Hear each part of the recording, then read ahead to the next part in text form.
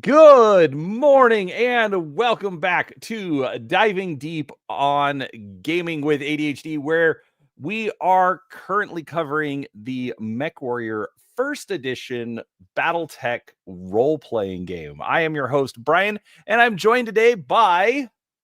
Introduce MaxLiao from yourself. Legion of Myth. Actually, I should do this right. Hello, Legionnaires. This is MaxLiao from Legion of Myth, and it's not my stream, but I'm hijacking it once again. Here we go. Look, the blessed coordinator has sent us a compassionate, servant of the celestial wisdom. After all the nonsense you allowed in chat last week, be happy you weren't executed. I'm happy to be back with you again to see if you deserve that or not. Probably not, but let's see. Here's your glass of Timbiqui Dark. Don't worry about the extra flavor. I did think it was a little off, but Anyways, how you doing, Max? I am doing wonderfully. I'm looking forward to doing this again. It's been a fast week, man. Because I'm furloughed, I keep thinking I'm getting a lot of stuff done. I'm not, but I'm trying to get a lot of stuff done. Lots of irons in the fire. And the interesting part of it is it seems to take me just as long to get the stuff done with having a job and not having a job. So something's not adding up here. Yeah, but you got honeydews, you got yard work, you got, all those other things that you can't do when you're normally working. And the leaves are just starting to fall here in Alabama. So I went out and raked because I don't like raking one big pile, where it's like you're just totally exhausted when I'd be buried under it. So I'm raking like every 3 days, and I go out and rake like, oh, look at that. I promised you I just raked. Do you not have a leaf blower? Huh? Do you not have a leaf blower? Well, I have a leaf blower, but I don't use that for the yard. I rake because I compost. But I mean, you could just leaf blow them into a pile. No, this stuff sticks to the ground. Remember, my ground is clay. It's like leaves hit the ground and turn to glue.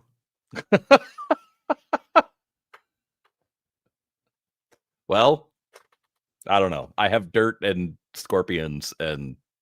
Oh, I had a spider climb. I don't know what the hell it was. My wife tried looking it up, and the closest thing we could find is that it was a brown recluse. I don't think it was a brown recluse. Did it have a violin? Did it have a violin on its back? No, dude. Do you think I looked that closely? I thought a leaf touched. Look, I'm a little 5-year-old girl when it comes to spiders and bugs and so forth. There's a couple of them I like, dragonflies, mantises, and so forth. Those are great. But a garden spider that's totally harmless, but it's that big, I will scream and run in the house like. It's a YouTube video waiting to happen somewhere. Well, this was an all tannish with a little reddish color spider, but it didn't have an oval back. It had a round back, so I don't think it was a brown recluse because I was warned about those when I was in the military. But it hit my leg, and I thought it was a leaf, so I just kind of brushed my leg, and then it was rather thick. That wasn't a leaf. I was like, ah! And then I saw it hit the ground, and I'm like, okay, that thing was about the size with the legs of like a $50, probably a quarter without the legs. So it was a pretty decent sized spider, but I have no clue what it was. It was just kind of this tannish, ruddy tan color, equal across. I was like, nope. All right. Well, I can't tell you what that one was, but brown recluse, the key sign is it looks like it has a violin on its back.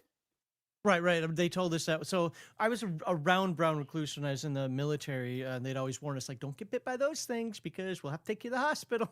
Those suck. And it's not just like, oh, we're going to take you to the hospital. It's like, we're going to, remove the skin from around this area. Yep. Well, we had a garden spider. It's the first time I've actually ever seen a garden spider in my life, probably about a month ago. And I'm like, I went outside and I saw that thing, and I was just like, I didn't move. I'm like, what the hell? My wife goes and looks it up. Oh, it's a harmless garden spider. They just eat plants and some other insects and so forth. I'm like, that thing looks like a face hugger. What are you talking about? And then it was hanging like right outside our window for like 3-4 weeks. Just right outside the window. Like I'd open the door and I'd be like, hey, how you doing, buddy? And just stay there. These things are huge, man. The joke for Kim and I is that the spiders live on her side of the bed. So I don't know what it is, man, but I am a little B-word when it comes to bugs. Like I said, there's a few that I like. I love dragonflies. I love mantis. I love daddy long. Like basically anything that eats other bugs, I'm like, yeah, you go. Yeah. But I'm creeped out by even simple things like roaches and so forth. Like I'm just like, oh, gross, get that away from me. Oh, roaches are super gross. When we went to Turks and Caicos a couple of months ago, like, tropical island. We come in one night and clearly the door was not sealed because there were like a half a dozen giant roaches in the place that we were staying. We had these things in Minnesota. I guess they're just giant roaches is all they are. We call them sewer bugs.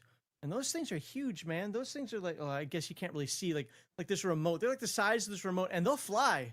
Right. And they just creep me the crap out. My stepdad would be like, oh, look, it's a sewer bug. And I'm like, no. Oh yeah. I am not a fan either. We came in the house and they're like, there's like 3 up on one wall and a couple over on another. And I am like, I am going to another room, and I let my dad, Mike, and Kim take care of it.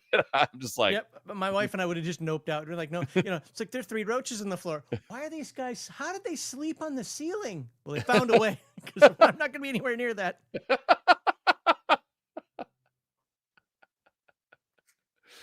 Oh, good times. Anyways, so it's been a week. Yeah, it doesn't feel like it. It does not feel like it. But that's a sign of age, by the way. That's,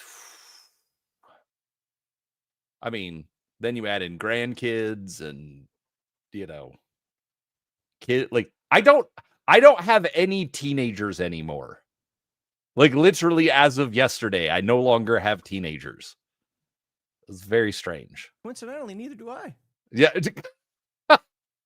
Maybe a different reason, but which I feel bad about that because, too. I think everybody should have, a herd of minions that I 100% agree. That wasn't in the genetic cards for me, apparently. Well, you know what? Maybe God knew something the rest of us didn't. That I'm special by myself. Yeah, yes, Max, that's what it is. And I wonder why I don't have many friends. Awesome. So, all right. Well, I think we have chit-chatted long enough. Yes, get to work, sir. Yeah, let's get to work. We do have Old School Online 8871 in chat who says this was one of his favorite games as a kid. Well, specifically this edition? That's a good question. That's another thing. I don't know how old he is because I don't know many people that played this edition. Most of the people I know played 2nd edition. Well, and also don't forget, there's a whole at least generation of people where when you say Mechwarrior, they're not thinking a role-playing game. Yeah, they're thinking a computer game, yeah. Yeah, so, all right. So clearly Old School Online is somewhere in our neighborhood of age since he's talking about this exact book. So. Oh, you young whippersnapper. Hey, you only have me by like a year or 2. Wait, have you hit the big 50 yet? Not yet. It's at least 2 years then. I know. I was there for your 50th birthday. You did a stream that day, I thought. Did I thought. Was I drunk? See, this is also what happens with age. Forget everything. Actually, that's the funny part. At this age, you don't have to be drunk to black out and not remember something. I'm such a cheap drunk now. It's free. Anyways. All right. So for those of you who are here for the first time, last week we covered the Battletech background. So it's kind of like a history from, I'm going to say 1980, because, let's be honest, what they were talking about as far as history, we've already blown past it, and Kearney Fuchida have not stepped up yet. Wouldn't that be classified? No, because remember, they wrote scientific papers and were laughed at. Oh, that's right. Well, do you go and read every peer-reviewed paper that's out there? I mean, I make an effort. Oh, okay. No, the most egregious part is that they didn't foresee things like YouTube. and how easy it would be to access information. Mm, I don't see that in pretty much any game. yeah, that's a good point, because even stuff like Shadowrun and Cyberpunk, like they have the Matrix, but they don't have just like the concept of just like a Wikipedia really didn't exist. Mm-hmm. And even when they finally did later on in later editions, how they had to ham fist those things in, like, oh crap, we need rules for this now. Right, exactly. Well, even now, like in Shadowrun, what do they call it? The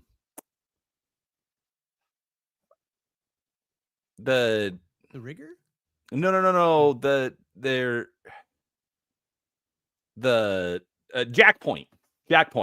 But that's more like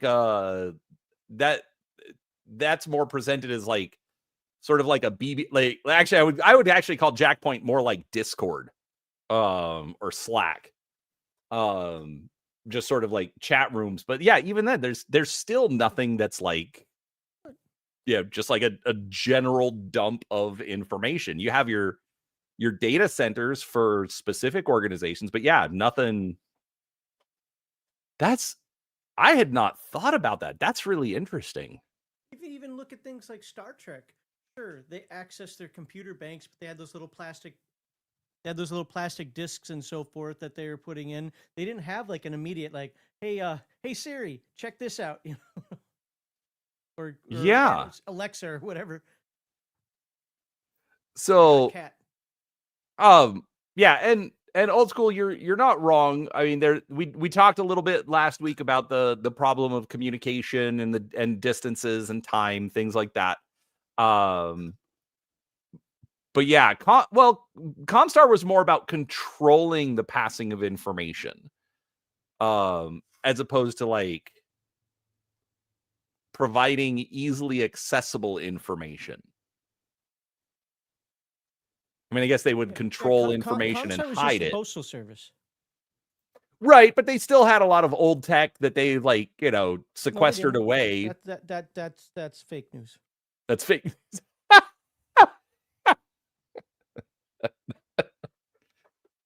Actually, that was one comment. You probably saw it last week, but from Seraphis about the let me just find it. And here I thought we were going to get started.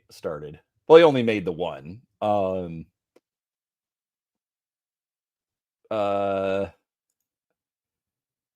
Yes, the Star League Defense Force exiles jumped out of known space and were never seen again.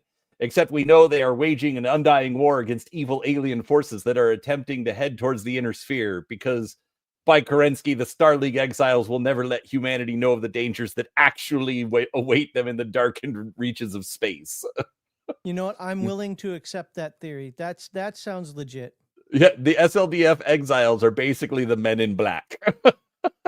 They're the Explorer Corps. Except not exploring, because they're just forming a bulwark. Well, that's fair. They're the clandestine division of the Explorer Corps. Just hanging around out there. I mean, because other than that, who would come up with some dumb idea of following totems and having this weird warrior culture that would never work? I mean,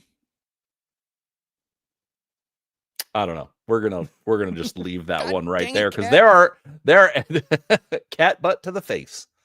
All right. So yeah. So last week we covered the history, and then we got started on character creation, but we jibber jabbered a little too much, and so we didn't finish that. So we're gonna finish that off today and talk about forming your own mech unit. So, all right. So we had talked about skills, which we both agree that are labeled very horribly, because remember, they're skill categories. Yep. When they should just be called skills. Let's see. So, all right. Last question before we jump right into it. Did you read any of the Clan Invasion source books? I I did. I am a fan of the clans. Max is wrong though. Yes, I have this garbage. Crap. Yes, and I have other ones as well. Yeah. Yeah, you know what? You can pee on those. It's okay. Hold on, Bruce. Who are you agreeing with, me or Max? Because I'm saying it's, I like the clans, but the novels weren't bad. The Stackpole novels weren't bad. I didn't read the one of that stupid warrior going through all that nonsense, whatever. That trilogy was it Jade Falcon or whatever it's called. Oh, okay, yeah, the I Am Legend Jade of the Falcon, Jade Phoenix. Yeah, whatever the hell that was. I didn't read that nonsense. Some of the tech that came in during that era wasn't horrible. Most of it broke the game and turned it into build a mech instead of actually having tactics. I mean, I can go into a whole litany of things, but the idea of the clans. I mean, the fact that Kerensky came back was cool, or Kerensky's descendants came back. I thought that was cool. And then when I saw what they were, even as a junior, I guess that would be more like early senior high. I was like, this is stupid.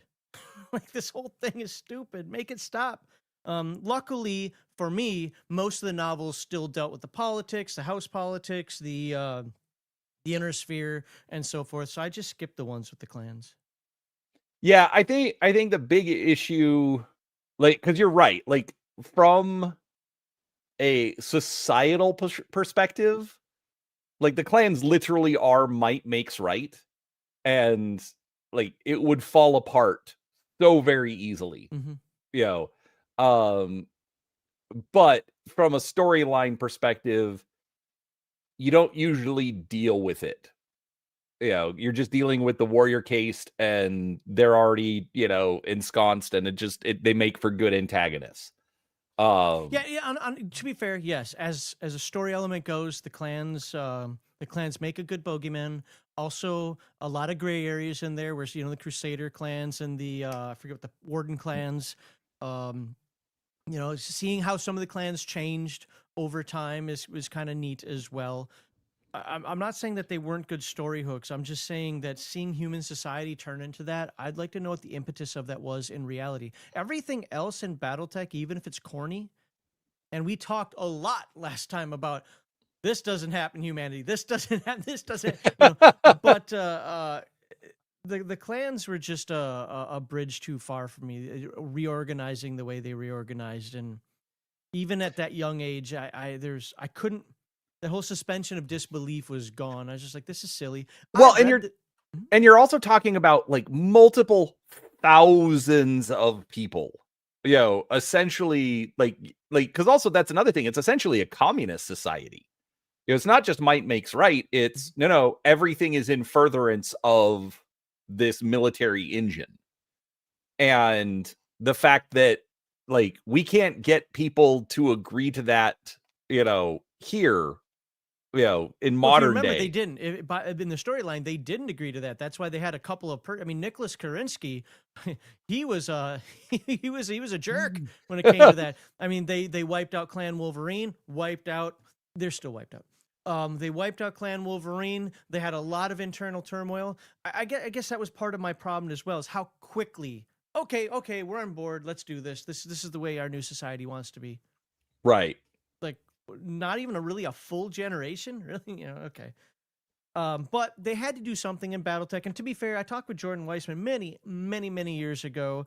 Real quick conversation with him, and he even said that he loves the clans, but they were implemented. If I remember correctly, he implied that they should have had more testing before they went live with it.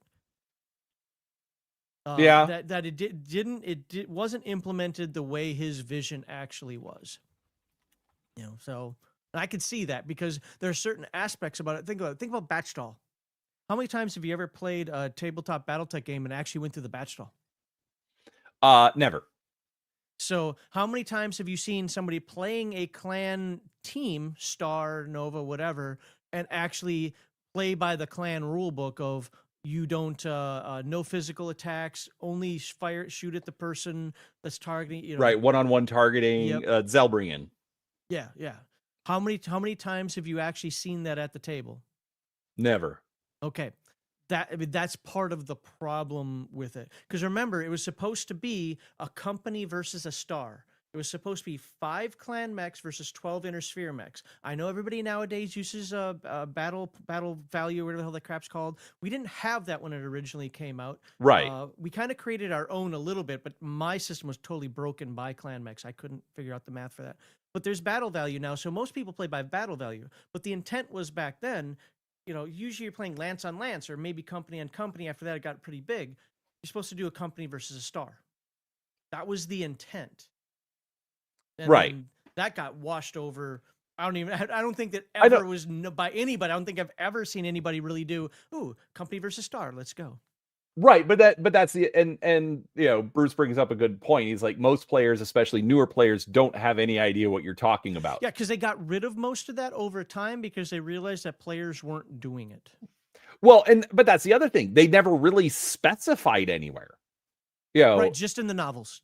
And if you read like the source books, they'd talk about it in the source books, but they wouldn't give game rules for it because Right. But that's the thing is they could have easily had just like a simple paragraph. Hey, by the way, if you're doing clan versus inner sphere forces, make sure you're doing a 2 to 3 ratio or, or 2 to 5 ratio. Again, making up some numbers here. Just so that way, they're like, they didn't do that. No, when that's I start why, again, that's why you use battle value. Now, I don't know for sure. It probably comes out relatively the same in battle value. Again, I don't play with battle value. When I play with my friends, it's like, hey, you grab a lance, I'll grab a lance. What's our max tonnage? 400. Great, let's do this. And that's how we play. We don't try to put together battle values. When I do something like Mega Mech. So then we'll get a little bit more into battle value because the people I've played with on there were a bit more munchkinish. They didn't care about the lore. They just cared about beating you with pew-pews. So right. we would do a little bit more with battle value on that one. But that's just not how my group played. My group played with the first edition Mercenary Handbook, which is like, you want a grasshopper because everybody wants a grasshopper. You got to get an 11 or better on 2d6 or you don't get a grasshopper. You actually had to roll for the mechs you wanted. Right. And old school, you're right. It was discussed in the cartoons and in the novels, but that's the problem is that, even nowadays, they specifically say fiction and art aren't rules. So it kind of doesn't count. So, you know me, I am always 100% spirit of the rules over the letter of the rules. And what I mean by that is if it is in the lore, it is more important to me than what your stupid +1 or -1 modifier is at the table. Battletech is a little different because it is actually a tactical war game on a map board. Right. But that lore means more to me than what like we're reading here in the Mechwarrior game. And I couldn't care less what the designers say. Don't develop the lore if you don't intend for it to be used. No. I don't disagree on that point. Like I said, they like nothing in like the BattleTech compendium. Hey, by the way, for clan and inner sphere, you should have off balance number of mechs. They didn't even bother doing that. So, anyways, regardless, that's a conversation. That's a rabbit hole. That is. Yeah, because you and I have never done that when talking BattleTech. And I don't have opinions about. My name is MaxLiao. It's funny because people are like, what's that name mean? When I tell them BattleTech, you never cover BattleTech. Because if I did, I'd never get off of it. BattleTech was my #1 favorite lore setting game. Everything to do about my life until the early 2000s when I just kind of finally faded away from it because I couldn't deal with all the clan players anymore. That's all anybody wanted to do is clan and jihad, clan and jihad, clan and jihad. And I'm a 3025 era purist. Like this, those source books like that I threw on there, I probably had close to memorized at one point. Yeah, because the stories are just fun. Yes. So, and real quick to address old school and Bruce, we're currently playing not me and Max, me and some local friends. Sorry, Max, if you were local, you would be more than welcome to join us. I appreciate that. That's good. But battle value isn't perfect, but it's also not horrible. It's a guide. Right. And for the number of variables that exist within the game, you know, between amount of armor or weapons or gunnery and piloting, you know, I don't think you're going to get a better system, really. I mean, maybe they're going to tweak the math a little bit, but the system itself, I don't think is going to improve. But regardless, it's close enough for government work. I still lose, but that's just because I'm a bad player. That remark. You are that remark. He's not wrong. The funny thing is, actually, for the people out there, I do work for the government. I work for the Air Force. I'm furloughed right now because, you know, the whole budget, right? I work for wargaming. I work for wargaming for the United States Air Force. Now, my job is IT. I'm not actually one of the wargamers, but we do play war games at work on occasion in order to keep our minds focused on, you know, tasks at hand and so forth. So Battletech might come up one day. All right, look, Max, I'm just going to say this. I've not said this to you before, but I have thought about it before. If I ever get laid off, I'm going to expect you to get me a job because I would love to work there too. I don't know. I'll I'll sweep the floors. I don't care. But that would be great. Anyways, I'd even move to Alabama. Anyways. Well, there is that. It's hot here. Oh my God. I lived in New Mexico, so I kind of understand Arizona hot. I will take New Mexico hot over Alabama hot any day. Everybody says that, and I kind of agree. I also lived in Kuwait, dude. That makes Arizona look like, you know. Right. I know, but everybody's like, oh, but it's a dry heat. I'm like, it doesn't matter. It's still 8,000 degrees, and I can't drive my car without oven mitts. You know, I actually did that in Kuwait. I didn't have oven mitts, but I didn't park under the stupid overhang one time because there were no parking spots. And I was kind of new there. I was like, it can't be that bad, can it? yes, it can. Right. Yeah. You're like driving with the heels of your palms, you know? I forgot what I did. I think I put newspaper in my window, went back to work, and went back out like a half hour later. Yeah, no, that's the funny thing. Like as a kid, I always thought it was stupid because, you know, that they sell the little sunshades and it's like, this doesn't do a damn thing. You know, this doesn't make anything cooler. And it wasn't literally until like, say within the last 5 years that I actually learned, no, it's not about keeping the car cool. It's about keeping the sun from just baking the dashboard, which then just holds all of that heat and then makes it harder to just, you know, cool off the car. So that's what you put the sunshade up for. I was like, oh, okay. Bruce's comment, that last one there, that's awesome. I like it. I just saw that coming as well. We still have single heat sinks. Wait, God intended. All right, I'm going to stop hijacking now. I'm just going to shut up. Dude, we're a half hour in and we haven't started anything. No, we haven't. But I mean, hey, we haven't scared off Bruce and Old School, you know, which thanks guys for being here. Yeah, I haven't seen you before. So, you know, feel free to subscribe to the channel and also go check out Legion of Myth. He'll be linked in the description at some point. I thought I had, I don't know. Are you in there? Now, holy ADHD, Batman. I think we're on purchasing skill packages. We are. I've already got the page lined up, but okay, I'm going to have to add you to the description later. Okay. I know. I'm the worst. All right. So we have already discussed how you figure out your character's attributes, the different kinds of skills that are available. And then we're going to now talk about skill packages and a few other things to finish off your character. So, purchasing skill packages, the Academy package. Any Mechwarrior character with a learn of at least 6 may choose to become a graduate of one of the several Mechwarrior academies interspersed throughout the successor states. Academy graduates may purchase the following skill package for a cost of 75 character points.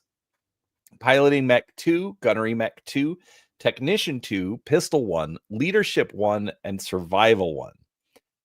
The Academy package is unquestionably a bargain, for it allows player characters to obtain skill levels worth 110 character points for a cost of only 75 character points. Which, I mean, on a 150-point character, that's not bad. That's excellent, yeah. Instead of like two-thirds the points, it's only one half the points. Right? Let's see. The package does have some drawbacks, however. First, it requires the player to invest at least 75 character points, leaving him, on average, only 75 character points for purchasing attributes and an initial mech. Second, the 6-skill package would completely fill up the possible number of skill areas for a character with an average learning, so he could not buy additional skills. Last and perhaps most important, a player who buys the Academy package may not purchase any additional skill levels in the 6 Academy skills during initial character generation. For example, a character wishing to give his Mechwarrior gunnery and or piloting skill levels of 3 or more could not purchase the Academy package because it restricts each to a maximum skill level 2. Can you scroll back up to that list that it had? So you got piloting, gunnery, technician, pistol. Okay. There you go. You just made your Battletech pilot. Yeah. And I said Battletech, not Battle Mech, because intentionally. Because this is where I go back to when I was saying last week that unfortunately, love it or hate it, I love it. Mechwarrior First Edition is just overglorified Battletech. Which I'm okay with. I think most Battletech players are. All right. And let's see, the University package. The University package of skills is also available to some characters. If a character with a learn of 8 or more was assigned during group generation to a regular mech unit with either House Davian or House Steiner, he may attempt to gain admittance to the military sciences program at the recently founded University of New Avalon. To qualify for admission, the character needs to roll an 11 plus on 2d6. For each attribute score of 9 or more, he may subtract 1 from the target. And you start at 6 on those, right? This is all fake news. Go to Cyan University, go to Capella University, go to Sarna University. Nobody wants... But hold on. Like I said, stats start at 6, right? And you can either get character points by going down or spend character points to go up, right? I think it started at 6 or 7, somewhere around there. Okay. But again, to get that bonus, you need a 9 or more. That's a lot of character points to get those bonuses. Yeah, but you're trying to be a smarty pants, not a mech warrior anyway, so it's not like you're trying to buy a mech. Well, but hold on. For example, a character with an initial dex of 10 and a learn of 9 would need a roll of only 9 plus to gain entry to the university. If accepted, the character may buy the following skill levels at a cost of 100 character points. Mm-hmm.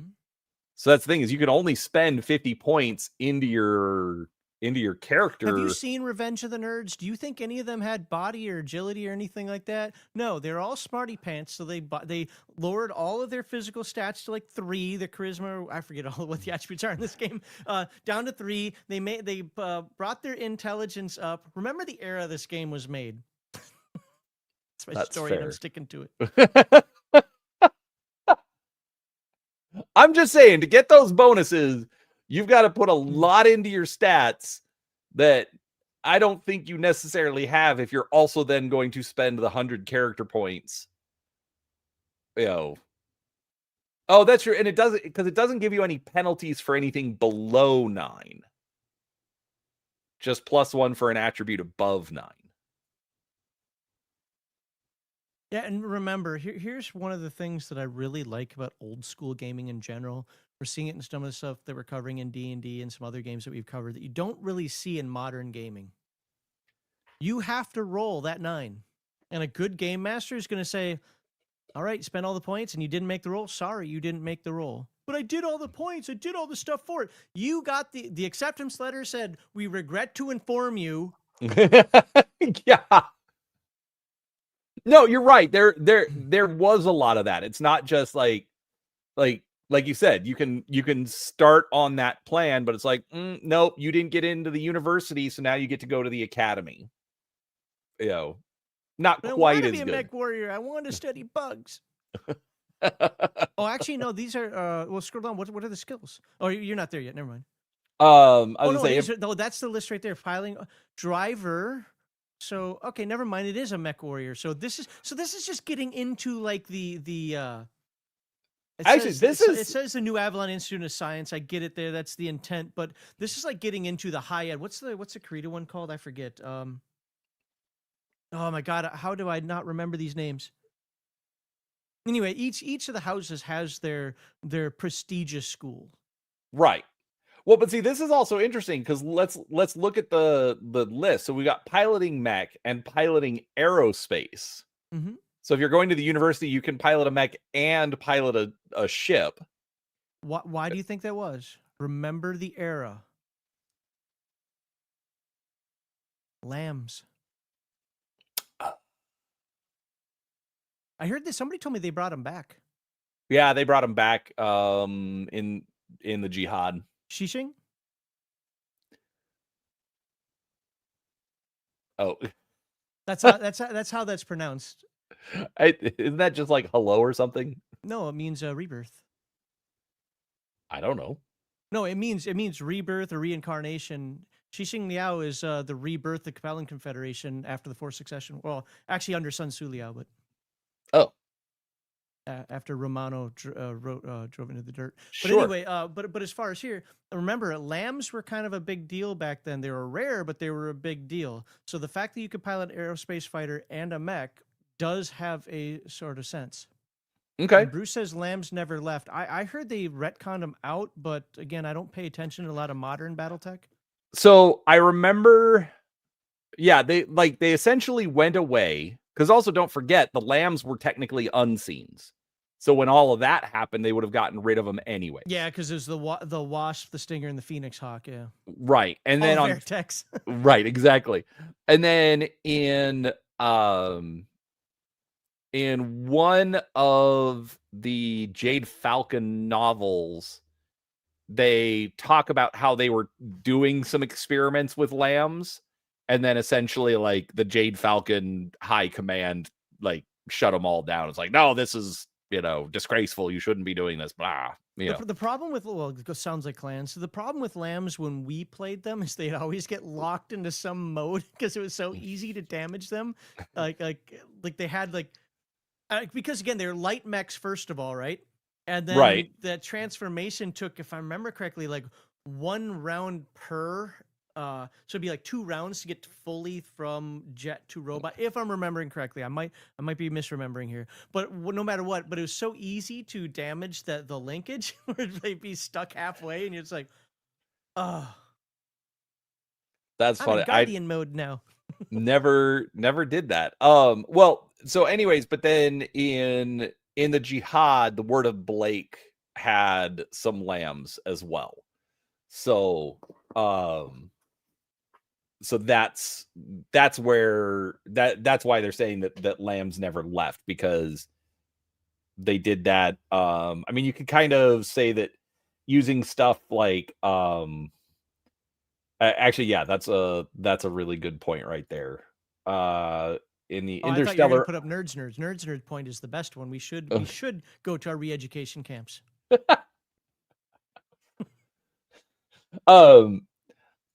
I love nerds. I'll get back to you in a second, Bruce. I love nerds, but man, she can just She's more. See, here's the thing. I would, 20 or so years ago, I might say I know more than most people out there. But since I did fade away from the game for the most part, she reminds me of lore that I've forgotten. But, oh yeah.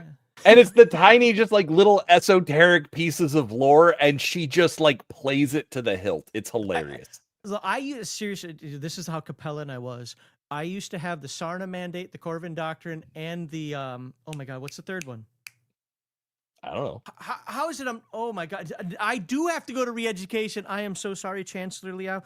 Oh my god, there's the Sarna Mandate, the Corvin Doctrine, and there's the one other. I used to have all of those absolutely memorized. like what it means to be a mech warrior, what it means to in order to survive humanity, for humanity to survive, we have to do it under the auspices of the Liao family. Like all of that. I used to have all of that memorized, man. Anyways, so before okay, actually I gotta show this real quick. Battletech is my tism. All right, so Catalyst has the rules in the Interstellar Operations book. Sometime after 3067, they were being built again. So I hope they cleaned up the rules with them, because lambs are a great. I like the fact of keeping them rare. I also like the fact of keeping them light and medium and no other, if that's still a rule.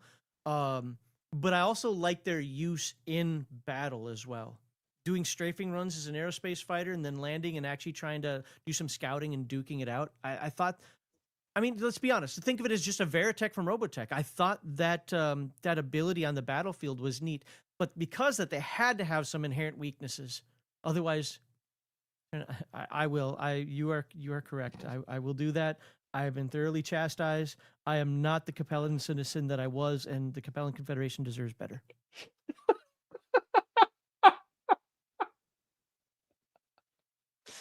I regret nothing. Anyway, sorry. Again, we keep diving on rabbit holes because people see my tism. No, that's been part of the fun about this, is getting into some of this old school stuff. Actually, that's another thing that I do need to do, because Catalyst has been putting out revisions for Battletech, looking at a quote unquote new edition of the game. Now it's like they're not like super major, but there are some very interesting changes that they're proposing. So yes, a nerd's nerd. Lorix Order. It's the Lorix Order. Thank you, not Creed, but Order. Yes. Oh, somebody didn't get that right. Ooh. All right, real quick. So we've got piloting mech and piloting aerospace, driver, gunnery mech, gunnery artillery, rifle 1, leadership 2, and tactics 2. The university package gives a character skill levels worth 160 to 200 character points at a cost of 100 character points. Like the academy package, however, university training severely limits a character's freedom to pursue additional skill areas and prohibits him from purchasing additional skill levels in any of the 8 fields included in the program. I'm still not sure about this gunnery artillery. You've made a good argument for pilot, like,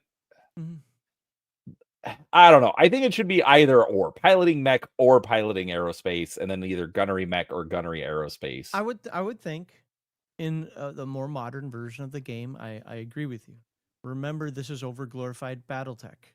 So you're going to want your player to be able to do everything on the field out there if you're going this route. So notice it has driver 1. This dude can pilot a tank. This dude can fly an aerospace fighter. This dude can pilot a mech. He can gun a mech. He can gun artillery, which I'm guessing that goes for the tank side of it. Also remember in this era that many mech warriors were dispossessed and they were driving tanks until they could get their mechs. The aerospace one, I have a harder time arguing with you on, but I can see as long as gunnery artillery is for tanks, I actually think it makes perfect sense because look, we don't know when you're going to get your mech, but we're training you to pilot mechs in these chameleons, right? And then when you get out the field, you might start off in a Savannah Master or a Pike or something. So we're going to have to train you on how to use that as well. That's fair. But it is still one of those where it's like that's a lot of skill points. I mean, you get the discount on it, but it is still a lot. Anyways, regardless, folks, if you can qualify for it, those are options to start with your skills. So, Max, how about you tell us about additional personal characteristics? I can do that. Additional personal characteristics. Handedness. All players may choose their handedness either right or left. Thanks. Character points may be spent to buy ambidexterity. Following are the costs and benefits of these options. So, wait. So, handedness, natural, right, left. Character now uses the other hand instead of his natural one. Oh, so that's just... What? Now uses his hand. Now use the hand instead of his natural. So if I'm right-handed, I can pick natural left-handed and essentially become ambidextrous without taking 20 points for ambidextrous. What? This is a completely stupid rule. Like, I mean, I can understand having.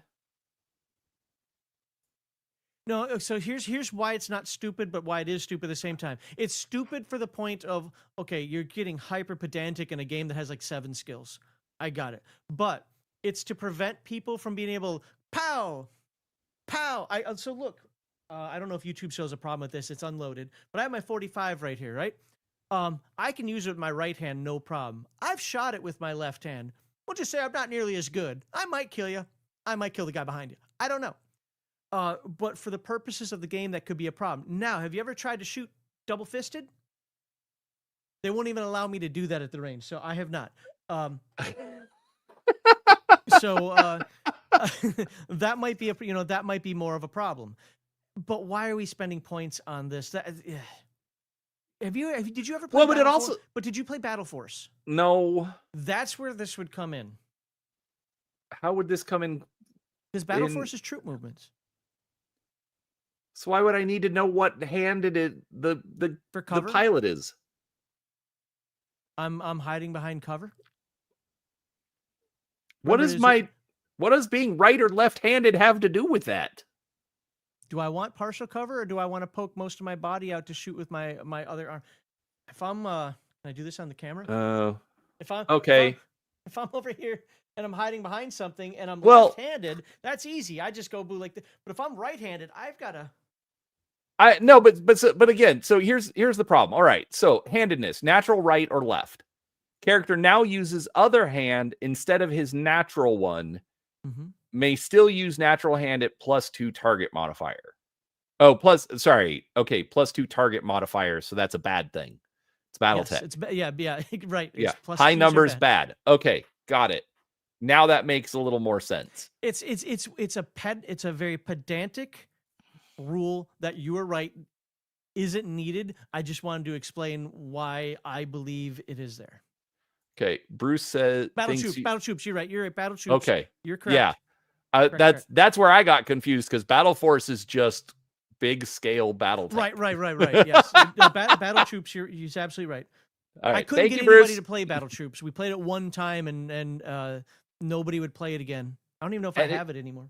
It still exists. It's in I think tactical operations. Yeah.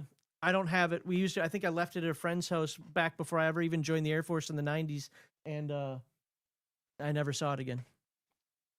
Anyways, then you have ambidextrous to use. Anyways, actually, this is your section. Why am I going? Do we have to go through that?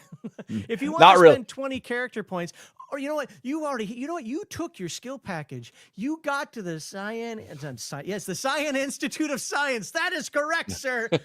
Cyan. You got to the New Avalon Institute of Science. You have been accepted in there, and you're like, yes, you only have to pay 100 points for your skills. So why not waste 40 of them on ambidexterity? No, because you already wasted them to get the skill points up to get into the university. You know, you needed a really good roll, and you got lucky. You rolled those boxcars, baby. The character may use both hands at the same time, may use a weapon in both hands simultaneously with no target modifier. Boom! You're Billy the Kid. Do it. Or you're that crazy. See, she's angry. She didn't get in. Did you see that picture? I didn't get in. That is the face of a pilot who didn't make it into university and now has to just go to the academy. Well, it's Hanson Roughs Riders. Look at that logo. That's fair. Anyway, keep going with our inborn abilities. Inborn abilities. I read that wrong. Did you read inbred abilities? Did you see that picture down there? I'm sorry, just kind of. Okay. Not only did she fail her skill roll, her brother did too. No, I'm just kidding. Who's also her husband. Let's I mean, they are mercenaries. Characters may also acquire additional special inborn abilities. Some are positive and cost character points, while others are negative and earn the player's character a character point credit. To determine inborn abilities, consult the following chart. All right, what can we buy? We can buy thick skin. Characters a natural immunity to damage. Calculate the amount of personal combat damage he can sustain. Treat him as having a body rating 2 points higher than his actual rating. Really great for when your mech overheats. And you have to make those body rolls. Fair. Glass jaw. The character gets in the mech, and if it's above freezing, passes out. No, character tends to be knocked out by a single blow. To determine if the character remains conscious after sustaining damage in combat of any kind, mech, personal, aerospace, add 2 to all consciousness roll targets. Pull G's in your aerospace fighter, and you're out. Like, dude, he can't even turn. Like, he just turns 10 degrees, and we're like, wake up. Somebody wake up, Hicks. Peripheral vision. I actually, I spent my real life, I spent 15 points on this. Can't see crap, but I can see it out here. The character's line of sight extends into his 2 flanking hexes, increasing his range of possible targets in personal combat by an equal amount. Okay. Sixth sense. Character has an unnatural ability to anticipate approaching danger. That's because he's paranoid. That's not sixth sense. He's just a scaredy cat, and he's right every now and again. Subtract 2 from all die roll targets when detecting the possible presence of danger, and from all initiative rolls made during combat. Oh, that's pretty cool. Initiative rolls. Mm-hmm. Because remember, that counts in your mech too. Oh, that's fair. But yeah, but I mean, it's basically a bonus to spot. So if I'm playing Battletech, +2 to initiative is a win. Yeah. Oh yeah, like especially like, dude, even our game the other day, like the number of times that initiative, I rolled a 4, Ethan rolled a 5, Chris rolled a 6, and Ben rolled a 6. Having +2, nope, sorry, I just took it. Yep. So. All right, family friend. The character is a close friend in an influential host, government, or military position. The game master may create details about this character at his discretion and may use the character as a source of adventure opportunities, emergency aid, etc. Family feud. This is more like it. The character's family is in a long-standing vendetta with a rival Mechwarrior clan, which means the character will tend to have a strong negative reaction to any encounter with a member of the rival clan. The game master and players should create details about this feud as a plot device for further adventure opportunities. That is such an important thing. Game masters, be careful of this. Now, I'm probably talking like the 2 people in the entire world that still run this game, but maybe we're encouraging some folks to give it a try. This has to be meaningful, but not devastating. And we say this a lot when we do our shows on Sundays about Dungeons and Dragons and so forth, where it's like, this feud needs to be something that can come up, but not something that overtakes the game. But when it does come up, it has to be meaningful. One of my favorite things to do in other games is to have somebody from the other clan. All of a sudden, you find out you've either been working for him or for his auspices, and now you have to make a decision. Do you continue to do that or not? Or you find out somebody's in need, you help him out, and then you find out he's from that other clan. Do you continue to help? Do you not continue to help? Now the party has to make a choice. I would just like to point out that even back here, the clans were a thing. They're not capital C clans, thank God. Natural aptitude. The character has a natural aptitude for learning 1 of the 25 training skill areas. Roll randomly to determine which. All training in this field costs 1/2 the normal CP cost, may only be purchased once. I remember this one because when we were making characters, it was so funny that Robbie always came up with Mechwarrior Gunnery for this. Like every single time he rolled randomly, it was Mechwarrior Gunnery. So weird. Must have been the inbred genetics. Yeah. You want me to take this one too? Go for it. Yeah, because you really wanted to talk about this one, so go for it. Well, it's the next page, but we're good either way. To determine the tonnage of the mech it will pilot at the start of the Mechwarrior adventures, all beginning players roll 2d6 and consult the mech assignment table below. Although smaller mechs usually have the advantage of speed, maneuverability, and jump capability, they are disadvantaged by much lighter firepower and armor protection. Consequently, players may decide to spend character points to improve their chances of getting a larger, more powerful mech. For every 20 character points a character spends, he may add +1 to his die roll up to a maximum +9. Screw that, I'll just take the Locust. I'm okay. Note the player must spend these points before making the roll. That's right, sir. You could still roll a 3. That's with the +1. Salvage is a thing, so you could Salvage upgrade is a from that thing. locust at some point. Also understand that unless the game master is a douche nozzle, if you're a group of, let's say, 2 wasps, a stinger, and a locust, you're not going to be going against a Victor, an Atlas, an Awesome, and a Charger. Everybody loves the Charger. Players also have the option of increasing their total character points by voluntarily applying minuses to the roll in the chart below. For each -1 modifier a player takes, he receives an additional 15 character points to a maximum of -6 or a total of 90 character points. Characters choosing this strategy will almost certainly start their careers in a fairly light mech, but they can use the extra CP to improve their skills and physical attribute levels above those normally available to beginning characters. As above, character must choose to take a negative modifier before making his die roll. I got 2d6 on me. Where the hell are they? Oh, great. I want to see what mech I get today. All right, baby. What's a 15-ton mech? I'm just curious. That's what I was about to say. Well, there weren't in the 30-25 era when this book came out, there were no 15-ton mechs. No, I know there's not. I wonder if you could build it though. Yes, you could. A friend of mine made mechs that to this day I remember he called them Outriders, and those things were fast little jerks. Yeah, because there is also there's literally a mech called the Roadrunner. Mm-hmm. It's a clan mech. That I think it's a 15-ton mech.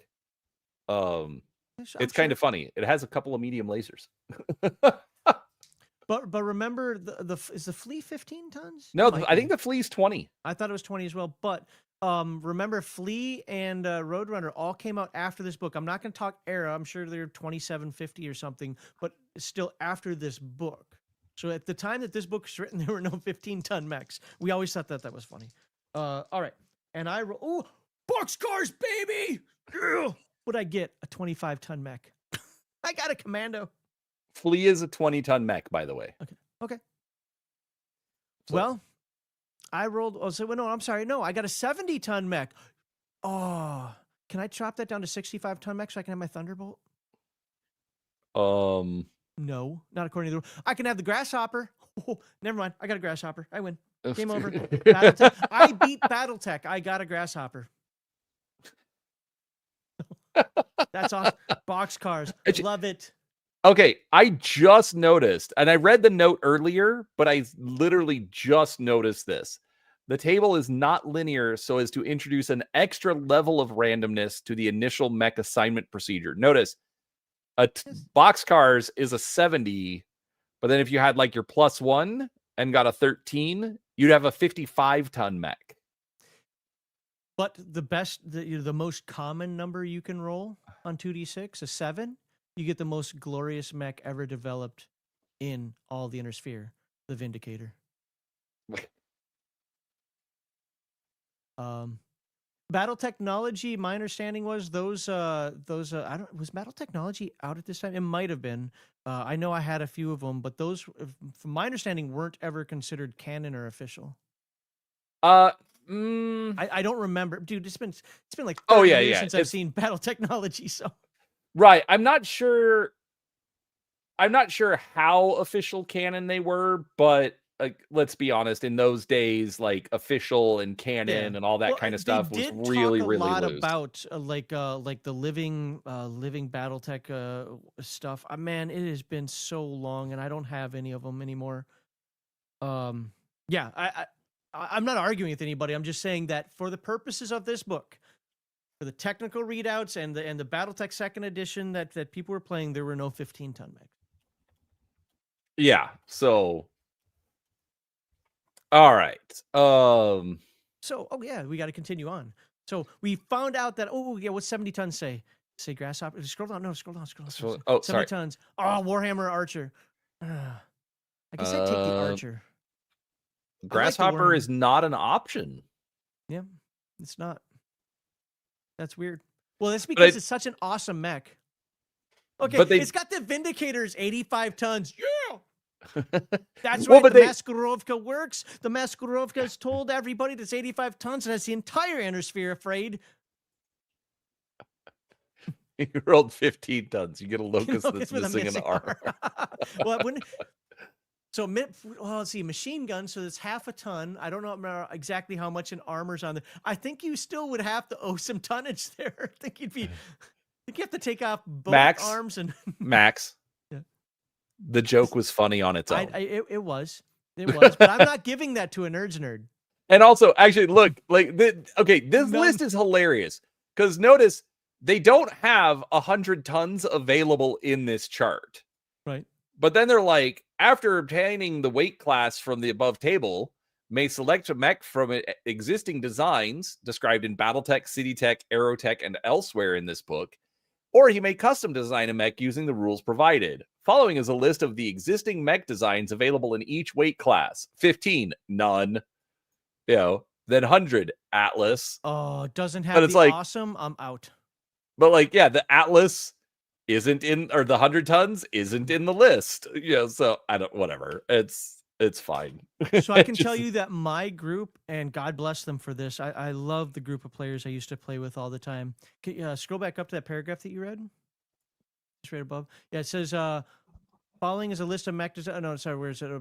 Or he may custom design a mech. No, we didn't allow that crap at all. The military issued you issued you the mech, or this whole build a mech thing. And I know it's what makes BattleTech really popular. Even Weissman and Bills have said that was the thing that really made BattleTech sell, was the customization of it. But did you know that was not the original intent? Yeah, I think the original intent of the building rules was just in case you wanted to run a homebrew game. Yeah, but now we have an entire manual for it. Well, not only that, I mean, it's going. I despise homebrew mechs. But here's the reason.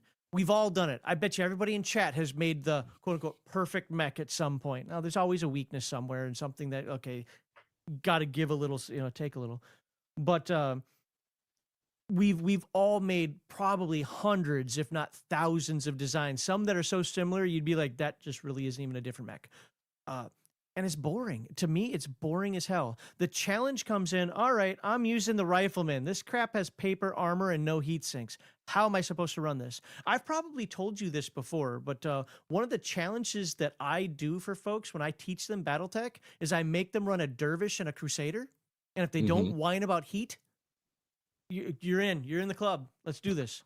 But if they're just like, oh my God, this heat stuff. Oh my God, this heat stuff. Okay, BattleTech's not for you. I missed that comment. What was it? It was Timothy was just talking about that they played a game where they just got I'm assuming he means salvage boxes.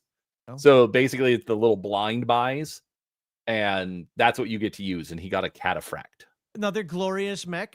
Right now it's in the experimental design phase, but see, it's awesome what Capellan engineers can do. They can take parts of hodgepodge mechs and slap them together, and just the way God or the Liaos intended, where we are not beholden to universal designs.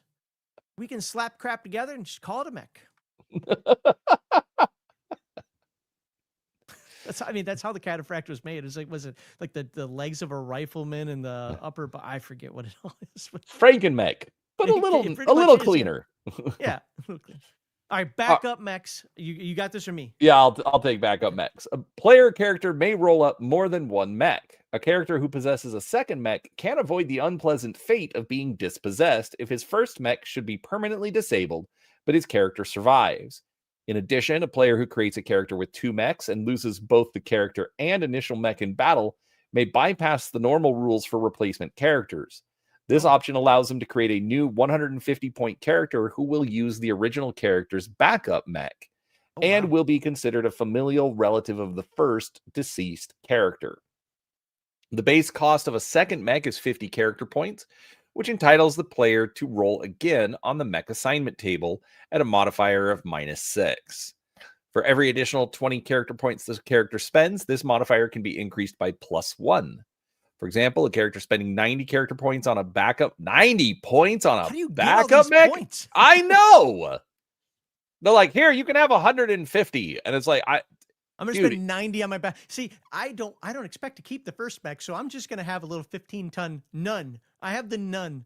And Yeah. then as my backup, when none gets taken from me, I'll have my backup, which is what was the 70-ton mech that allowed me to have? I forget. The Warhammer or the Archer? Archer. Well, I'll take the Archer. I was gonna say those are not horrible choices. No, those are good mechs. But yeah, regardless, but again, like the number of things where it's like I'm not even sure how they're mathing to get to all of these character points.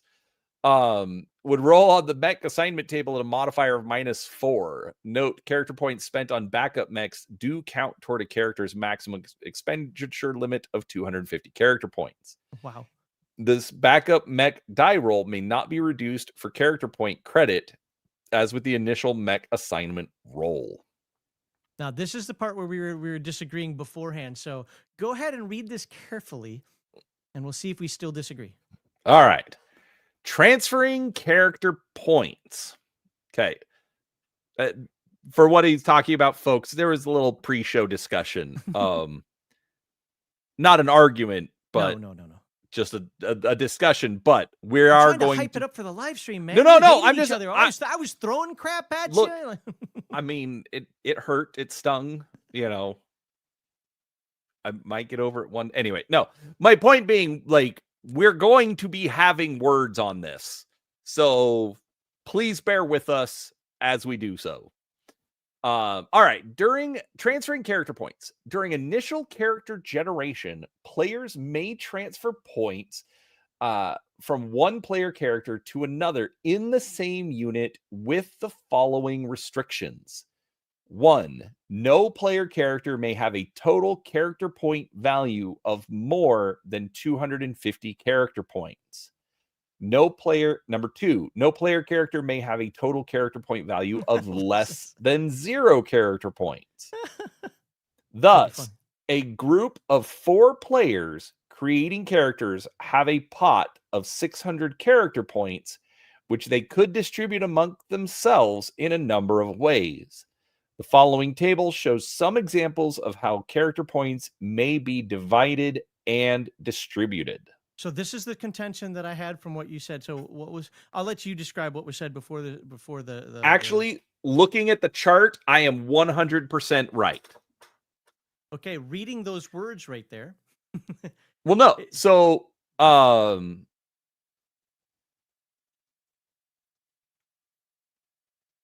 okay, so to fill people in, last week we were talking about, like, one of the things that I've never understood with Battletech, it's like, if, like, role-playing game, you can't go sneak into the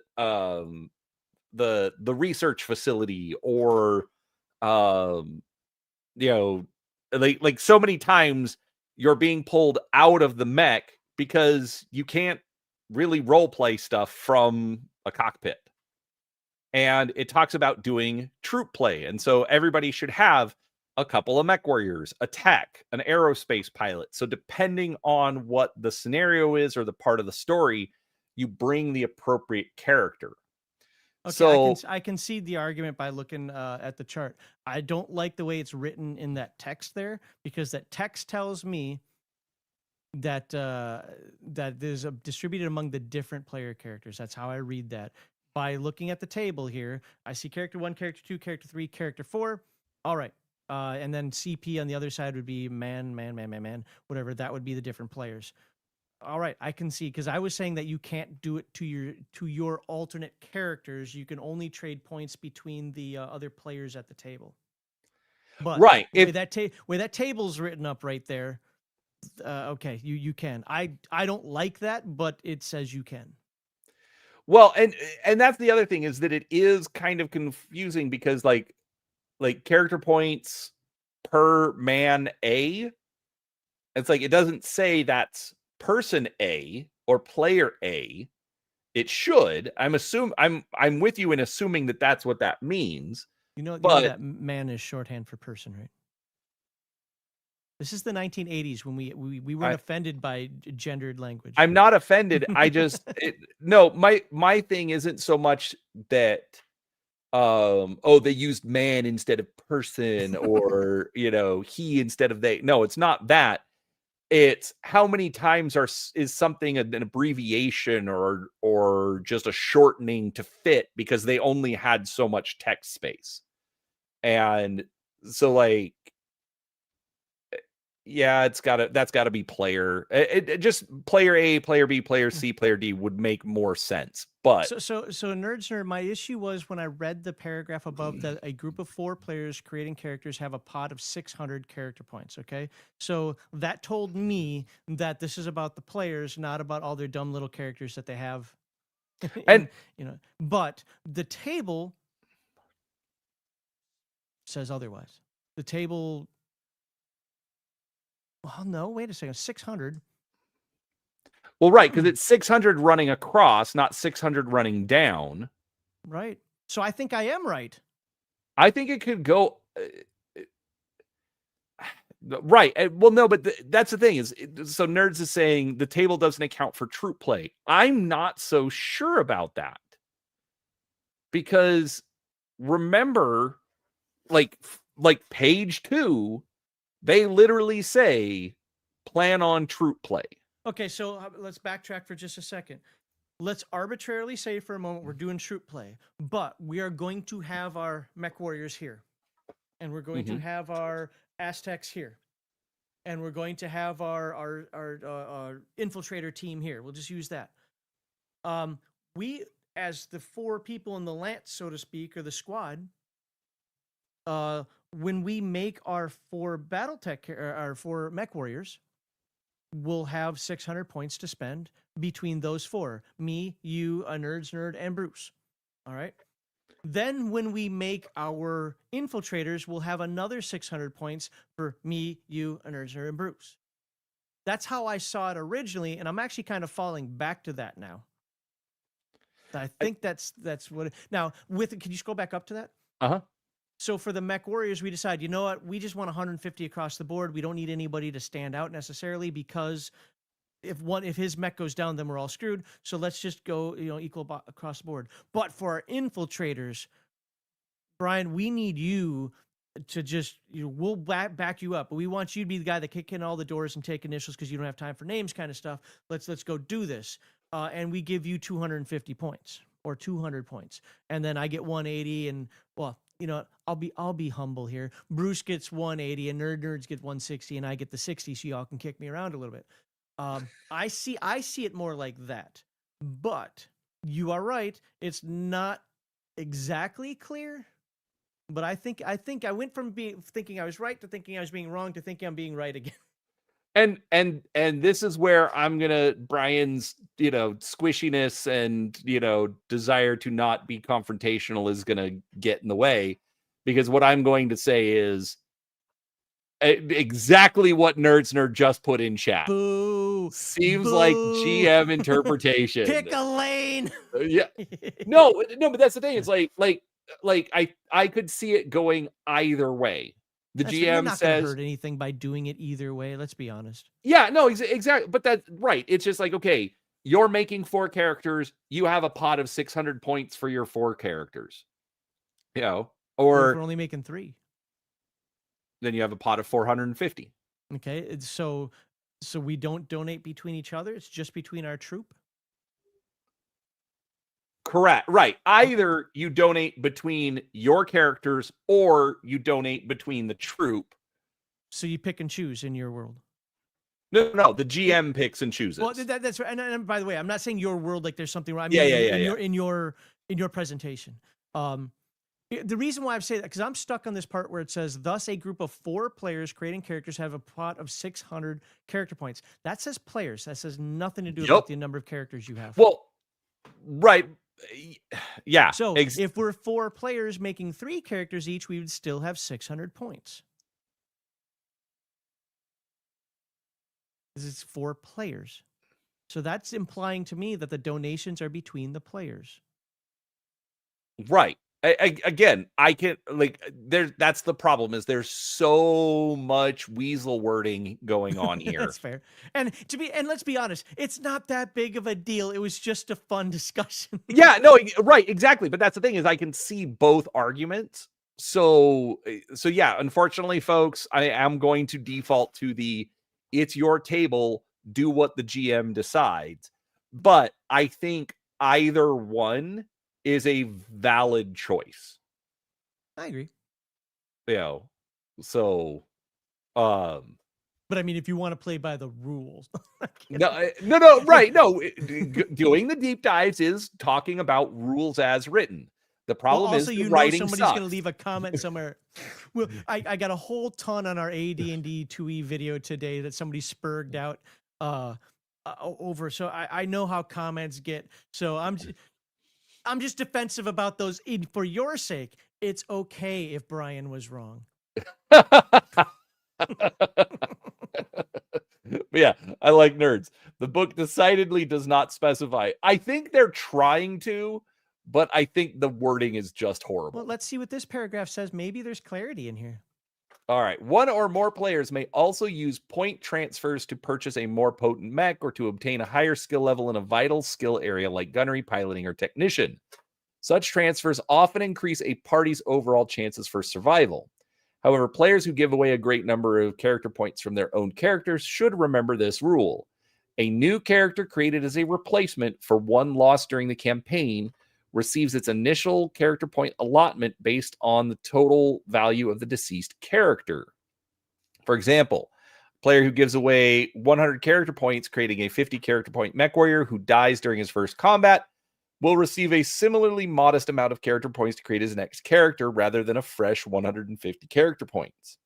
This rule should prevent most groups from making the choice shown in example D of the above chart. The only time this choice might be acceptable is if the player receives strong assurances from his comrades that they will protect him during the group's first few combats. Players across the board. Yeah. Well, again, not necessarily, because if I'm player D and I have one 250 point mech warrior to get my 90 ton mech and another 250 point mech warrior to get a second 90 ton mech. Doesn't mention character as single, it always mentions player. I know. I just at this point, I think you don't like the rule. No, I don't have any problems with the rule. I just think it's written absolutely atrociously. It could have been clear. Absolutely, it could have been clear. But all those references to player and saying, "Hey, you've now got to protect your buddy because he gave you all the points and he got none." The implications there, it's implicit, not explicit, that's for sure. But anyway, with that, oh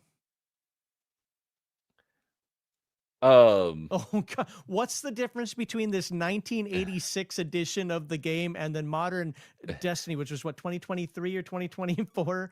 A lot. Yeah, this is so. Yeah, Flatman, I don't have a good answer. I'll be honest, I haven't read all of the editions yet. So the simple answer is yeah. Loaded question. I love it. I love it.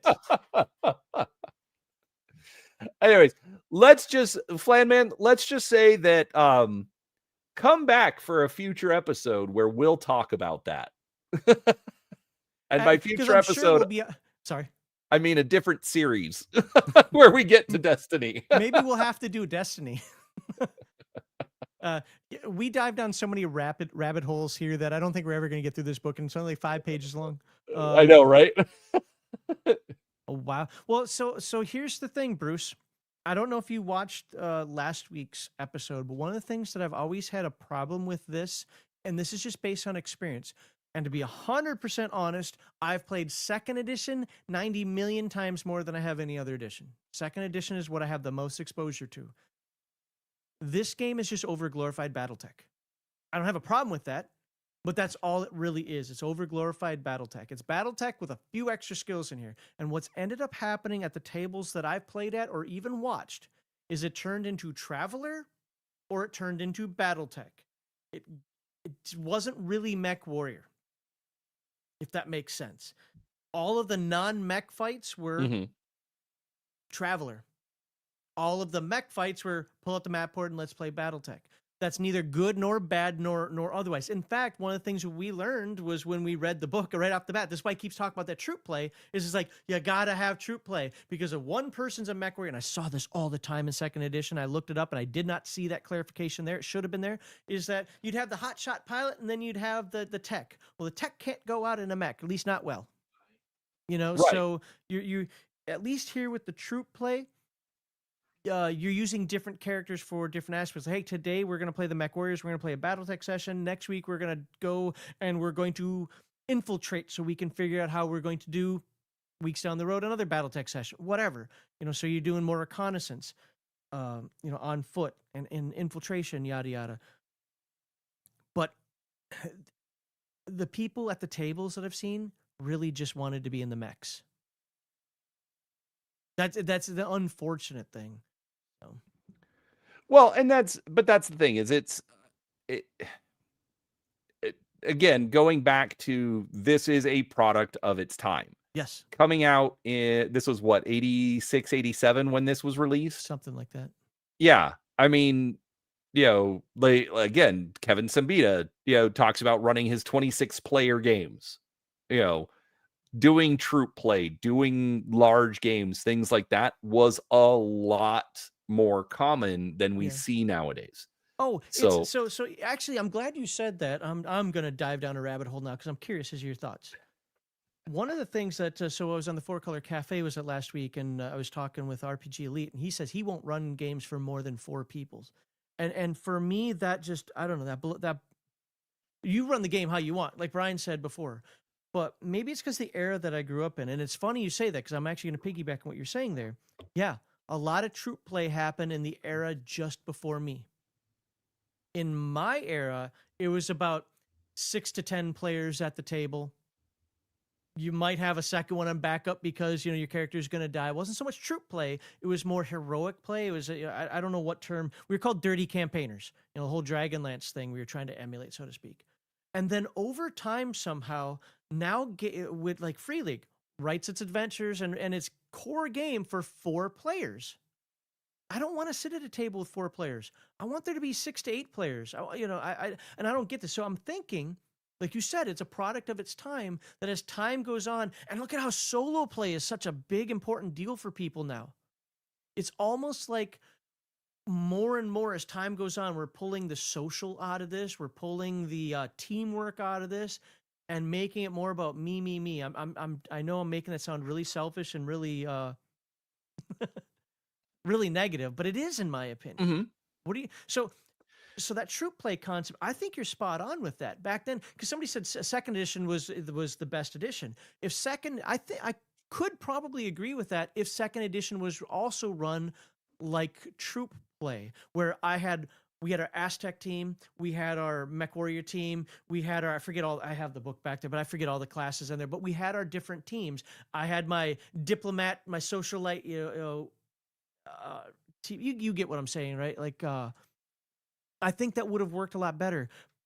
But because, and I'm not blaming, and I might even be wrong about this, but I'm going to say this is the reason I believe it is, because that wasn't codified into the second edition rules, I always saw mixed units. I never saw troop play. I never saw anybody play anything other than either Mechwarriors or Mechwarriors plus extras. And those extras, if you put them on the field, you got the hot shot and everybody else basically. Right. Yeah, that's one of those things that like reading through this, like the funny thing is I don't even necessarily have to apply it just to Battletech. To me, it's just changed my mentality for anything like this. Because again, like I was complaining last week, Iron Eagle, horrible premise for a movie.